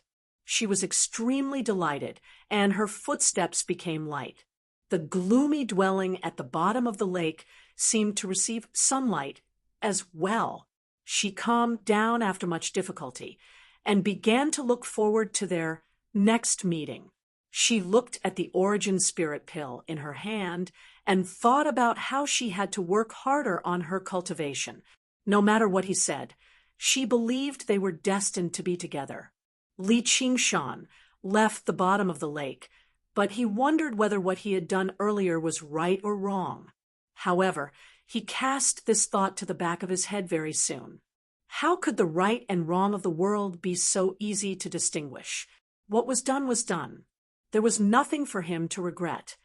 As a result, he handed the silver notes to Sun Fubai before attending a banquet in the Parlor of Clouds and Rain at Night. He formally took over the sect of Clouds and Rain and obtained a source of wealth. The 100-year plan of the School of Novels began vigorously. To Li Qingshan, this was nothing major. The divine talisman of great creation was not particularly important either. It could barely be regarded as the least important out of his cultivation paths, but it had truly affected the fates of countless people. Chapter 689. Time passed quickly. Winter passed, and spring came, summer passed, and autumn arrived. It advanced at an unprecedented, steady pace. On the bustling docks of Clear River City, the endless autumn rain scattered thousands of ripples in the river, but it was unable to extinguish the lively atmosphere. A dragon boat was docked in the rippling waters. A man stood at the bow of the boat. At first glance, he seemed like a regular farmer, and his skin was tanned and rough after being worn down by the sun and wind. However, upon closer inspection, one would notice the glint in his jet-black eyes. The boat would sail against the flow. Li Long gazed in the direction that the clear river surged towards as he thought of many things. It had already been over a decade since he left his hometown. Even during the new year, he had never returned. It was not because he did not want to return, but because he always had endless farm work to do. The fruits that were about to ripen were waiting to be picked, and the medicinal fields and gardens basically needed to be watered every single day. The Clear River Prefecture had suffered multiple catastrophes, but large swathes of land filled with spiritual qi had been emptied out. A few destroyed sects and medicinal gardens still remained, but they were all taken care of by the disciples of the School of Agriculture. They basically could not leave for even a moment. This was a rare opportunity for cultivation for him. Under these circumstances, it was basically impossible for him to spend his time and travel several thousand kilometers just to return home once. All he could do was ask people to send some silver notes back home from time to time as a form of filial piety. Right now, his face was tanned and skinny, and his clothes were old. He seemed like a lump of soil that had just been dug out of the ground. His entire body gave off a rustic aura. As a result, when the rain gradually grew heavier and he returned to the cabin, the people around him had to maintain some distance from him. Many years ago, he had gone from the crouching ox village to Qingyang City to learn from a master exactly to rid himself of his identity as a farmer. In the end, he ended up becoming a farmer through and through. It was indeed rather funny. However, the leader of the School of Agriculture, Earth Elder Huang had praised his appearance as a skeleton of earth and wood. He said he was a genius of the School of Agriculture, so he wanted to pass on the position of school leader to him. It was exactly because of all the hard work he had put in that his cultivation had skyrocketed. In over a decade, he had gone from an uncultured member of the Jianghu to the primary disciple of the School of Agriculture, a 10th-layer qi practitioner. Originally, he planned on breaking through to foundation establishment after a few more years of arduous cultivation in a single stroke. A letter from home had been sent from the Crouching Ox Village to Qingyang City before being sent to the headquarters of the Iron Fist in Clear River City through the Iron Fist's line of communication before being passed on to him. After learning of his father's death, he hurriedly packed his luggage and set foot on the road back to his hometown. Before departing, in addition to entrusting large tracts of land to his fellow apprentices to take care of, he also paid a visit to his only fellow countryman, Li Qingshan. He asked if he wanted to pass on a message or anything else. Li Qingshan thought for a while and remembered the name Village Chief Li. Then he told Li Long to restrain his grief and didn't show any sadness on his face. After so many years, the death of a mortal who was unrelated to him and had even offended him was naturally difficult to move. He did not like to put on an act. Li Long didn't blame him. He had been away from home for so many years. Even the district magistrate had to respect him. He had many wives and concubines in the inner courtyard. He thought, what kind of cultivator are you outside? You might not even be as happy as me being the local tyrant of Qingyang City. All Li Long could do was nod. The Qingyang City of the past was like the entire world to him, but now it was just an inconspicuous, tiny city. There were no fertile fields rich with spiritual qi either. If it were not for Lu Hong's presence, it would have been impossible for him to stop. The two of them sat down in the central hall. Wang Lei asked with a smile, "Junior brother, you haven't married or had children in the past few years. You've been outside. Then what do you usually do?" "There's so much farm work that I can't finish. Where would I find the time to marry and have children?" Li Long said. There had once been a disciple of the School of Music who was interested in him, but he was too busy to care about anything else, so he left it unsettled in the end. Wang Lei raised an eyebrow in surprise. "Farm work? Don't tell me cultivators have to farm?" Li Long smiled. "I'm a disciple of the School of Agriculture. What else can I do if not farm?" Wang Lei furrowed his brows and shook his head. "What's the point of cultivating anymore? I found it boring in the beginning, but as time went on, I found it rather interesting." Li Long said, "Working on the soil, watching the fruits ripen and spiritual herbs grow, receiving the feedback from the earth and plants at the same time, allowing his cultivation to rapidly increase. It was an indescribable joy." Wang Lei curled his lip to express his confusion. He felt like Li Long was just being stubborn. In his eyes, a farmer was only slightly better than a beggar. He would be better off directly killing him than making him farm for a decade. Sure enough, it was better to be the head of a chicken than the tail of an ox. His awe-inspiring master of the Iron Fist was obviously the head of a chicken. He was still much better than Li Long, who was the tail of an ox.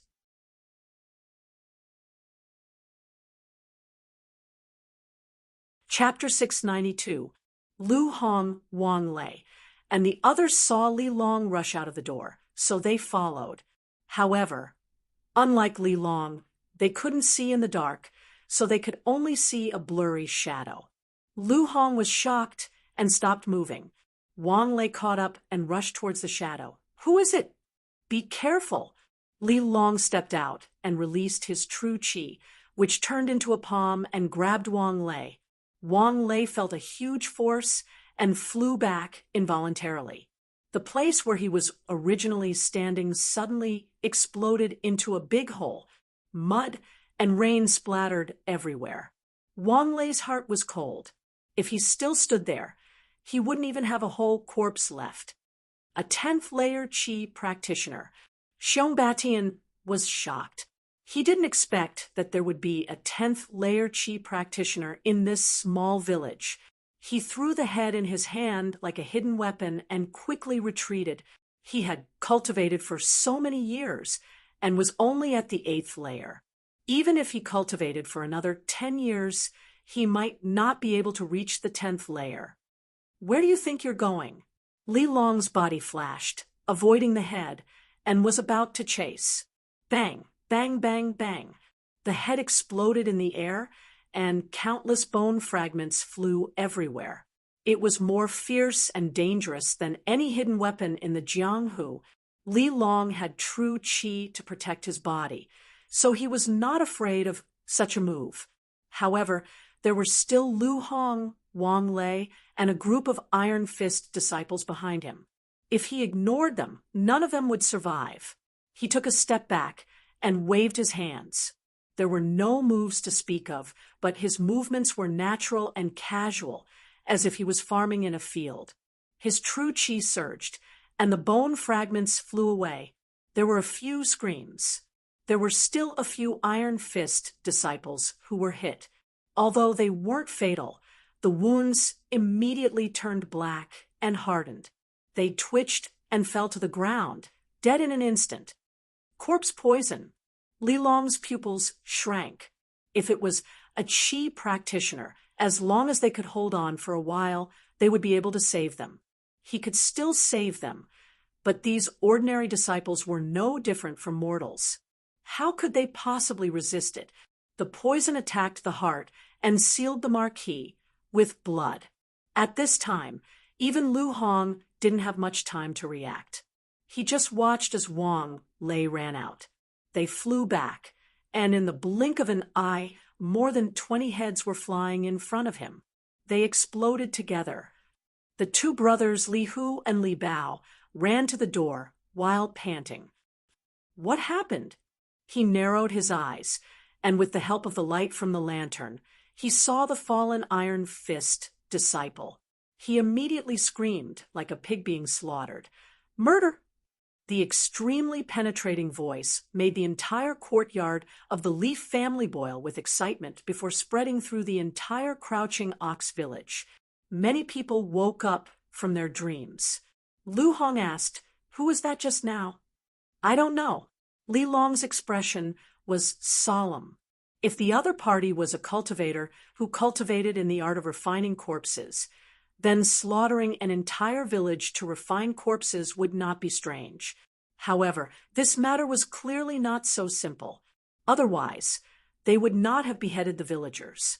With their cultivation as a 10th layer qi practitioner, even if they were disciples of the School of Agriculture, who were not skilled in battle, killing an 8th layer qi practitioner would not be a problem. However, once they began fighting, the Crouching Ox village would definitely suffer heavy casualties. And from the traces of the other party's attack, it made him worry. With a flash of light, a hoe appeared in his hand. He called out loudly, "Who are you? Why have you come to my Crouching Ox village? Do you know the name of Li Qingshan?" "Humph, Li Qingshan. It's not like your Li Qingshan. The matters here have nothing to do with you. So why do you have to risk your life for mortals? Let's mind our own business." Xiong Beishan's voice rang out from the other end of the village. "I'm from the Crouching Ox village, so how does it have nothing to do with me? You can still flee right now, or I'll definitely take your life." Hearing that, Li Long immediately understood what was going on. He could not help but feel both furious and mocking. This person definitely had grievances with Li Qingshan. As long as he left the Crouching Ox village, Li Long would immediately pursue him. He would definitely kill him. If that's the case, then you can stay here and die with the Crouching Ox village. Xiong Beishan's tone was startlingly bold. He rolled up his sleeve, and to no surprise, there was a string of copper rings for controlling corpses on it. His other hand was the same. With the flow of true qi, the copper rings lit up together. Li Long suddenly felt a tremendous aura of corpse. He flew into the air on his artifact, and his heart sank. Sure enough, it was as he had expected. A dense swarm of corpse soldiers appeared out of nowhere, radiating with an aura even colder than the autumn rain. Although most of them were regular zombies, not even zombies, having not been refined at all. They were just walking corpses transformed from corpse poison and corpse chi. There were a total of 1,000 or 2,000 of them. There were quite a few iron plate corpses among them. Against an army of corpses like that, even 10th layer chi practitioners would be exhausted to death unless they could kill the controller as soon as possible. However, the enemy was surrounded by layers upon layers of zombies, so they had to be extremely careful. The humans and demons had been at war for several years. Coupled with the natural disasters and banditry caused by it, the number of people who had lost their lives was well over 10 million. The art of refining corpses was widespread in the world. Only when the disaster of Burial Mound Mountain occurred did this trend settle down slightly. However, basically every single Qi practitioner in the Clear River Prefecture possessed a copper ring for controlling corpses. The enemy had used corpse explosion and corpse poison right from the start, clearly specializing in this cultivation method, which allowed him to control even more zombies. Today, I swear I will leave no one in the Crouching Ox Village alive to avenge my father. You still have time to flee right now, or once you fall into the encirclement, only death awaits you. Xiong Batian was like a general on the battlefield. With a wave of his hand, the army advanced, slamming into the huts one by one. Rumble! The earthen walls were directly smashed through, unable to stop the flood of corpses. They actually wanted to flatten the entire Crouching Ox Village. Lu Hong's face changed drastically. He had gone through many trials and tribulations of the Jianghu, but he had never seen such a terrifying sight before.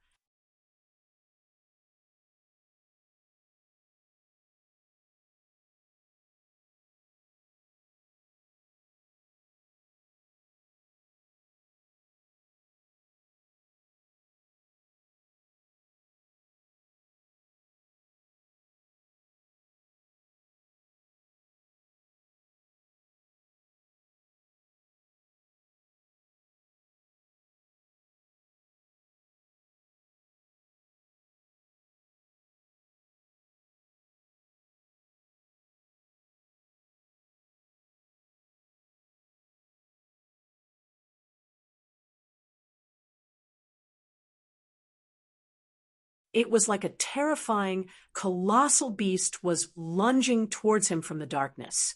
Wang Lei shuddered in fright. His legs trembled as he called out at the sky, "Junior brother! Be careful, everyone!" Li Long said and flew in the direction of the army of zombies. At this moment, the Iron Fist disciples who had been poisoned to death suddenly opened their eyes and slowly crawled up from the ground. The people in the surroundings immediately scattered. Li Hu and Li Bao even scrambled away, pissing their pants. Lu Hong bellowed out and used the charge of the Iron Cavalry, landing a punch on the corpse's head. With a thump, the corpse's head split open like a watermelon, and the corpse collapsed on the ground again. He leapt about and punched out like the wind, pushing his martial arts to the limit.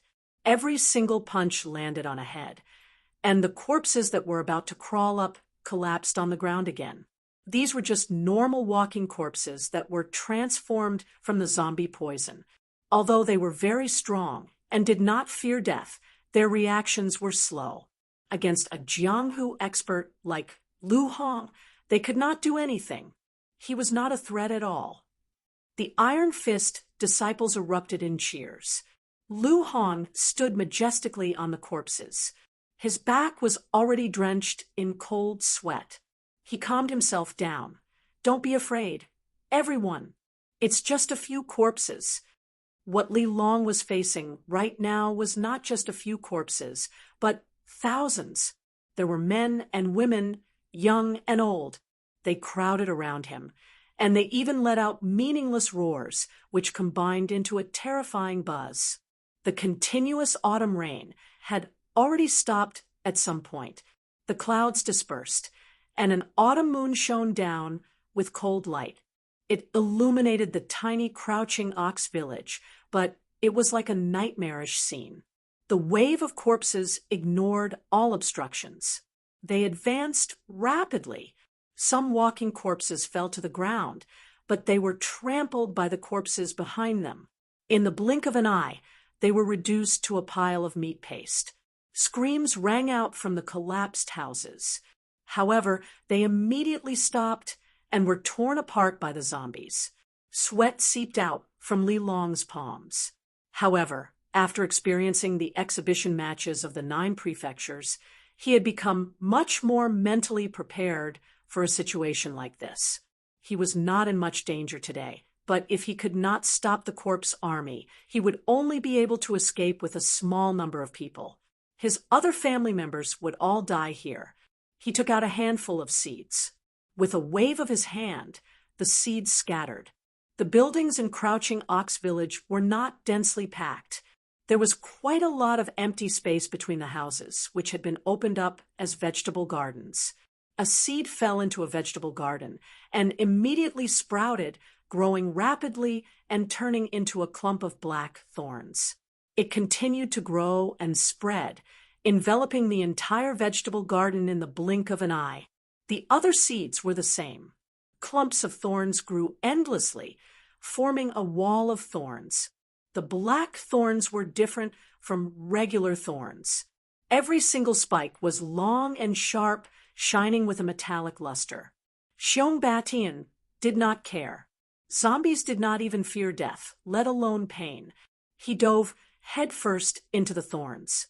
Originally, he thought he would be able to break through them easily with the terrifying strength of the zombie army. However, the roots of every single thorn extended several meters into the ground, and they were constantly extending.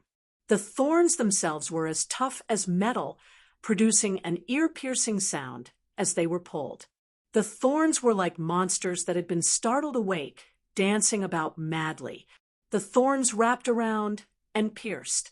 Regular living corpses were directly pierced and ground to pieces, reduced to chunks of flesh on the ground. It was like a meat grinder operating at full speed. Chapter 693. Brother Li and Sister Li hugged each other on the bed, shivering. The whole house was shaking along with them. Smoke and dust fell down continuously. Countless mortals could not understand the terrifying sounds penetrated through the walls and filled the whole room. They didn't even have the courage to see what was happening. From the cowshed next door, the continuous mooing of a yellow ox, full of fear and despair. A child about 8 or 9 years old crawled out from under the quilt and ran towards the door. Shirtu, what are you doing? Sister Li suddenly realized that the child beside her had disappeared and turned pale with fright. Old Yellow is still outside. I'll bring it in. Shirtu turned around and answered. He had already opened the door and rushed out. He didn't dare to look around and ran to the cowshed. A yellow ox was shaking its head impatiently, pulling on the rope. It was dripping with blood. Don't be afraid. Old Yellow, let's go back to the house. Shirtu untied the rope and jumped onto the ox's back. He hugged the ox's head, and only then did the ox calm down a little. With a loud rumble, several zombies broke through the courtyard wall and barged in. Under the moonlight, their ferocious appearance stunned Shirtu. The ox immediately turned around and ran towards the other side of the village. Shirtu was lying on the ox's back. The wind whistled past his ears, and he finally came to his senses. He turned back and shouted, "Father, Mother!" The last scene he saw was his house collapsing. Bricks and debris flew everywhere, and smoke and dust rose everywhere. He didn't have time to worry or grieve. The zombies rushed out of the smoke and dust and chased after him. Their movements seemed stiff, but they were many times faster than the ox. The first zombie pounced. Its 10 long and curved nails almost reached Shitta's buttocks, and the back of the ox's body was smashed into pieces. Moo! Yellow Ox let out a blood-curdling scream as he fell to the ground. Pebble threw himself forward and crashed into a mud wall. Just as his brain was about to burst open, he closed his eyes tightly and felt his whole body lighten. He was surrounded by a gentle but strong wind. When he opened his eyes, he saw a strange man carrying him in his hands. The man was also carrying a shining hoe. The hoe looked like a farming tool, but it easily pierced into the zombie's head. Then it danced in a circle of silver light and knocked away more than 10 zombies that pounced at him. Li Long didn't dare to continue fighting and immediately soared into the sky. Stone didn't know if it was because he was naturally bold or if it was because he was scared stiff. He widened his eyes, looking at the ground in the distance. He saw countless terrifying zombies, while his own house was completely crushed, turned into ruins, nowhere to be found. Below them, trees grew wildly. Because they were planted very close to each other, they pressed against each other to form a tree wall, and the roots below were firmly entangled. After being depleted by the iron blood thorns and landmine melons, the zombie army suffered extremely great losses as well. At first, there were less than 1,000 of them, but most of them were weak living corpses. The refined zombies suffered much fewer losses, and not a single iron plate corpse was lost. Bang, bang, bang, bang. The torrent of corpses slammed into the walls of the trees. Wood chips flew everywhere, and the trees shook. Li Long furrowed his brows. These trees weren't meant to be used for combat. They were offensive plants. Although he still had some offensive plant seeds in his hands, the amount was much less. It was impossible for them to stop the flood of corpses. He clenched a handful of seeds tightly. His palms were covered in sweat, but he was in no hurry to toss them out. Instead, he continued to plant the trees that formed the walls. Under the furious ramming of the zombies, wood chips flew and sap dripped. However, while the zombies possessed monstrous strength, they were unable to break through the sturdy walls of several hundred trees in a short period of time. Under the escort of the zombies, Xiong Batian arrived before the wall of trees. A vicious light shone in his eyes. He never thought his opponent would actually be able to stop him to such an extent, using these strange plants to constantly whittle away at the zombies under his control. The wall of trees stood several meters tall, and they were lush with leaves. It was very difficult for regular zombies to scale it, unless they were iron plate corpses that were even more nimble. However, once the iron plate corpses made it over, they would be separated from the rest of the army. It would take a tremendous amount of energy for a 10th layer Qi practitioner to kill these iron plate corpses, but it was nothing difficult. What he feared the most was that his opponent would use this opportunity to launch a sneak attack against him. These iron plate corpses were his personal guards. It was very difficult for regular zombies to keep them busy. If he casually scattered some seeds, his life might actually be in danger. Although he could make a detour around it, the surroundings of the village were all paddy fields. After the endless autumn rain, they were like swamps. Once the zombies entered them, their movements would definitely be affected. Humph, do you think I'll fall for your trap? It's just a bunch of wood. Since I can't push it over, I'll just charge through it. Xiong Batian shook his head, and the zombies parted to form a path. Xiong Batian personally led several dozen iron plate corpses to arrive before the wall of trees. The ringing of the bells suddenly sped up, and the iron plate corpses at the front swung their claws viciously.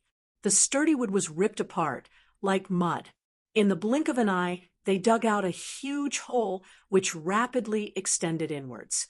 Before long, they had carved out a tunnel through the wall of trees. As soon as the first iron plate corpse broke through the wall of trees, it was bitten by a mouth covered in sharp teeth. The mouth was actually a beautiful, deep purple flower, while the stem connected to the flower wriggled like a snake. The stem was connected to an even thicker branch. There were a total of 9 stems like that, and each stem had 9 flowers at the top. They were like the legendary 9-headed snakes, known as hydra flowers. The flower buds lunged at an iron plate corpse like pythons, each biting down on an iron plate corpse. The iron plate corpses struggled desperately, but the soft flower stems wrapped around them like snakes, immobilizing them. At the same time, they secreted digestive fluids that were extremely acidic. Even the iron plate corpses that had been refined could not withstand it, melting rapidly. There were a total of 8 hydra flowers like that blocking the tunnel.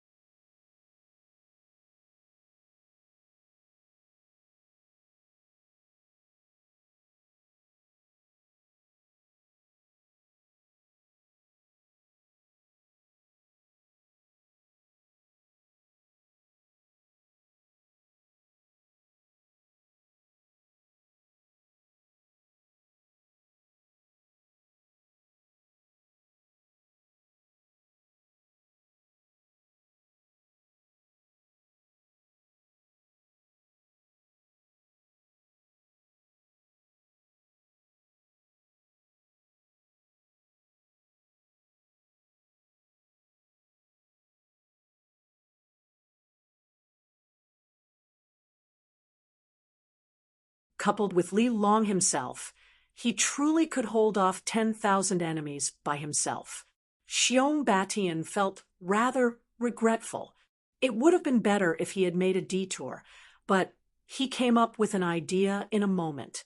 He ordered all the zombies to retreat into the tunnel before ordering the iron plate corpses to dig to the 2 sides, avoiding the obstructing plants. No matter how aggressive the plants were, they could not move around freely at the end of the day. Li Long was forced to constantly plant plants to defend himself. "I'd like to see just how many seeds you have." Xiong Batian sneered. The seeds of aggressive plants that Li Long had accumulated were indeed close to running out. And although it did not take a lot of energy to grow these seeds, the true qi in his dantian was close to running out as it accumulated. He held a spiritual stone in his hand to recover. However, he instead seemed relieved and relaxed. A talisman flew out of his hand. It was only a regular fire talisman. If he was lucky, he would only be able to kill an iron plate corpse. The fire talisman exploded into a ball of fire in the air, but it did not fly towards any of the zombies. Instead, it flew towards the neatly arranged trees. Boom! The flames spread rapidly. The trees began to burn violently like torches. In particular, the fruits on the branches would immediately explode into flames as long as they were licked by the snakes of fire. To disciples of the School of Agriculture, there were only 2 types of plants that were valuable. One of them was plants that were aggressive, but that only made up a small portion of them. Most of them were plants that had practical uses such as fruits, vegetables, grains, and herbs. Most of these trees were tongue trees that had been specially nurtured. Even their resin was oily. Once they were set alight, even heavy rain would not be able to put them out. A while later, the wall of trees turned into a wall of fire, dyeing the sky fire red. Xiong Batian led the iron plate corpses to carve out a tunnel under the trees. The army of zombies followed behind them. Basically, all of them arrived below the wall of trees. only to suddenly discover that the surroundings had already turned into a sea of fire. Basically, every single zombie had been contaminated with a lot of tree sap. Their withered bodies were rapidly set alight. Even the iron plate corpses that were impervious to weapons began to twist and deform under the scorching flames with their armor. Xiong Beishan's expression changed drastically. He released his true qi to block the invasion of the flames. He could no longer care about the regular zombies. He led the iron plate corpses around and charged out of the sea of fire. All he saw was a figure descend from the sky, landing on the edge of the sea of fire. Li Long's bare feet stepped on the solid ground. The fire reflected in his eyes and shone brightly. His rough hands held the hoe tightly and scattered the last seeds in his hands in front of him. One by one, they broke out of the ground, grew, danced, and fought side by side with him. Great clouds of smoke rushed into the sky. After a brief period of clear skies, the dark clouds converged once more, shrouding the sky and blocking the moonlight. Autumn rain began to fall. Where the rain and fire intersected, the vibrant plants and lifeless zombies became tangled violently. Li Long's eyes remained fixed on Xiong Batian the entire time. He raised the hoe high into the air and swung it down viciously. By the time the flames were reduced to ashes, the sky had already lit up. A drizzle landed on the gray charcoal, and with a hiss, it produced a wisp of smoke that seemed both misty and gray. Within the smoke, Li Long lay on the scorching ground, gasping for air. He still gripped the hoe firmly in his hand as he gazed at the gloomy sky. He propped himself up and gazed around. The entire Crouching Ox village had already been reduced to ruins. The wooden walls that had been reduced to piles of charcoal served as the boundary. On one side were the bricks and tiles that had been trampled flat by zombies, while the other side was charcoal that had been burnt to a crisp. Although it rained afterwards, the fire still spread unavoidably. Li Long could not help but become frustrated. After a bitter night of battle, he had killed the enemy, but he had failed to protect the village. He was not as resolute as Li Qingshan. This was still his home after all. Countless familiar people and objects had vanished overnight, so he did not feel any joy from victory at all. Instead, his heart weighed heavily. "Father! Mother! Father!" Sobs rang out from behind. Li Long turned around and saw a child clawing away in the ruins, but he could not even move the larger rocks. His face was covered in tears and snot. For some reason, Li Long eased up inside. "What's your name?"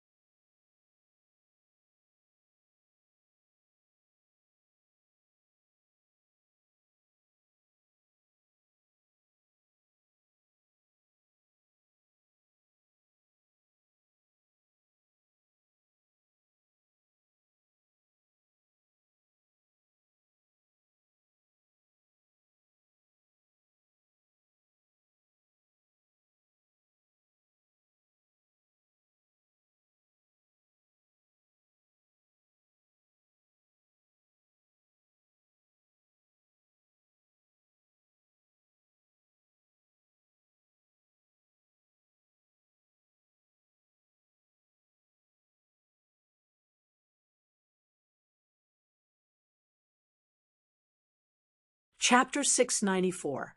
Li Qingshi. Li Long was taken aback. He glanced at the ruins beneath his feet and suddenly understood something. What a good name, but it's a little inappropriate. Stone wiped his tears and snot. My mother said that I want to be like my second uncle and become an extraordinary person. Li Long rubbed his head and squatted down. I'll take you to see him, okay? Are my father and mother dead, just like Old Yellow? Stone asked with a panicked expression. Li Long was speechless. He sighed. I wonder how Master and the others are doing. With their skills, this fire shouldn't be able to take their lives. At this moment, a group of people appeared on the ruins on the other side of the village. Seeing the two of them from afar, the leader hurried over. Master, Li Long's eyes lit up. The leader of these people was Lu Hong. Behind him were the disciples of the Iron Fist and many villagers of Crouching Ox Village. As it turned out, after the fire started, Lu Hong led the disciples of the Iron Fist to evacuate all the villagers to the nearby mountains. They only dared to return when the sky brightened and the fire was extinguished. As long as you're fine, Lu Hong was relieved. Wang Lei's gaze towards Li Long was filled with awe. The soaring fire last night was basically the work of a legendary immortal. If it were not for him, probably everyone would have died in Crouching Ox Village. The villagers found their houses that had been reduced to ruins with their families. Many of them sobbed. Stone finally understood that his parents were the same as Old Huang. They would never return. He began to cry loudly. Although Li Long was relieved that his battle was not meaningless after all, he really could not feel happy. He said to Lu Hong, Master, I should go back. Don't you want to wait until the burial? My father's soul has already returned to hell. All that remains is a shell. Moreover, I'm afraid that even this body doesn't exist anymore. Li Long saw Li Hu and Li Bao in the distance. When the fire was ignited, they didn't even have time to escape, so no one had the time to carry a corpse. They turned into ashes along with the Li family's courtyard. Speaking of which, it was strange. They were brothers from the same mother. At this moment, it felt so far away, as if they were two completely different lives. The so-called returning home in glory became meaningless. After leaving this time, it was likely that he would never return to this small village again. Li Long thought of Li Qingshan again. Did he already know this would happen? Was that why he was so determined? In the end, Li Long handed over enough silver to build 100 Crouching Ox villages to Lu Hong, as well as a jar of medicinal alcohol he had brewed meticulously. After handing over some matters, he set off on the path to the Clear River Prefecture. What a big river! What a big ship! Stone leaned against the side of the ship, his eyes wide open as he gazed at the surging Clear River. He gulped. It was probably because he had yet to fully understand the meaning of death. He had already recovered some vitality. He was drawn away by this sight he had never seen before. On the other hand, Li Long's heart was still rather heavy. As he gazed at Stone's back, he felt even more worried. Back then, he had said he wanted to take him to see Li Qingshan out of impulse, but Li Qingshan had already severed his ties with the Li family. With how determined that man was, it was definitely not just empty words. This pitiful child's fate was probably not that optimistic. The ship traveled with the flow. When they arrived at the Clear River Prefecture, it was dusk. The lights of the Clear River Prefecture were as bright as day. Li Long and Stone disembarked from the ship, one large and one small. The people around them all moved aside, showing disgust. Li Long was dressed in the same rustic manner as before, but Stone was even worse off. Stone was in an even worse state. He was so dirty that he looked like a little beggar. Li Long didn't even let him wash up, let alone change into a new set of clothes. Under everyone's disdainful gazes, Stone could not help but shrink back slightly. However, when he saw how calmly Long was taking a step forward, he felt much more at ease. After disembarking from the ship, Li Long went to the Hawkwolf Guard first to ask around. He learnt that Li Qingshan was currently holding a banquet in the Parlor of Clouds and Rain, so he arrived before the illuminated Parlor of Clouds and Rain with Stone. Stone raised his head and did his best to look up. On the top floor of the Parlor of Clouds and Rain, it was a scene of singing and dancing. The warm breeze was pleasant. Basically, all the Hawkwolf guards of the Clear River Prefecture were gathered here, but most of them could only sit towards the back, as before them were Wei Yangsheng, Lu Chongqing, and a group of Foundation establishment cultivators. Even Han Tie had come. Hua Qinglu was there too. Hua Qinglu was among them too. She frowned as she gazed at Hua Qingzan, who sat in the secondary seat. This banquet had been held for him. He was drunk as he hugged women on both sides, flirting with the two women like no one else was around. He would make extremely intimate gestures from time to time. If other men did this, they would come off as lewd and obscene, but when he did it, he seemed indescribably elegant, like a noble young master in a troubled world. Behind the jade, white table in the main seat, a robust young man supported his chin with his hand. He smiled faintly as he fiddled around with a cup of alcohol in his hand, as if he was enjoying the dance and dance. However, at a closer glance, his dark eyes were unfocused. His appearance obviously could not rival a handsome man like Hua Sengzan, but he was like a tiger in the forest, possessing a bearing that looked down on everyone. Even though he was silent, no one could ignore his existence. "Isn't Ling Long beautiful?" Beside him, a woman nudged him gently. Her beautiful face was filled with the perfect amount of pout. She was very petite, like a girl of 14 or 15, but her curves were exquisite and curvaceous. Her baby face was extremely adorable, giving off a special charm. "Very beautiful."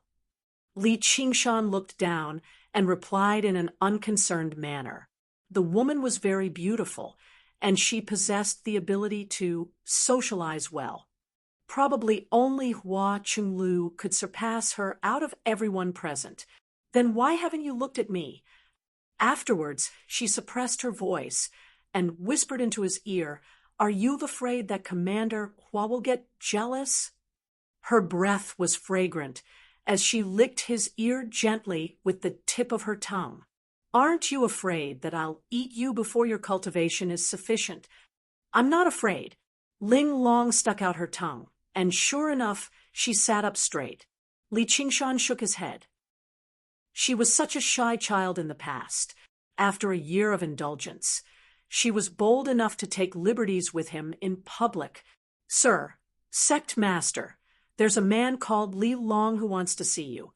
He's currently waiting in the warm room," a female servant reported. "Oh, he's back." Li Qingshan stood up and made his way downstairs to the warm room. "You've returned so quickly. Come up with me for a drink." This child is... A few things have happened. Li Long thought about what he was going to say and explained everything that had happened. Rock already knew that the person he wanted to see was his legendary second uncle. Under Li Qingshan's scrutiny, his little face reddened as he straightened his back. Li Qingshan closed his eyes before opening them again. "I've already severed my ties with the Li family, and this child has nothing to do with me either. You shouldn't have brought him to the Clear River Prefecture." Rock collapsed like a deflated balloon. He felt both wronged and furious. He raised his head, wanting to say something, but when he met Li Qingshan's gaze, he was unable to say anything. He lowered his head, his eyes completely red as tears rolled down his cheeks. "I understand. However, I want to take him on as my disciple." Li Long sighed. He purposefully did not help Rock wash up because he wanted to make him seem a little more pitiful. If he could gain Li Qingshan's recognition, He would rise to the top in a single step, but it was still not enough. The name Li Qingshi isn't suitable. Let's change it. Li Long's eyes lit up again. Then what should I call him? That you're tuning in to the Mystic Fist YouTube channel. Don't forget to subscribe and join us on this journey to catch the most captivating stories.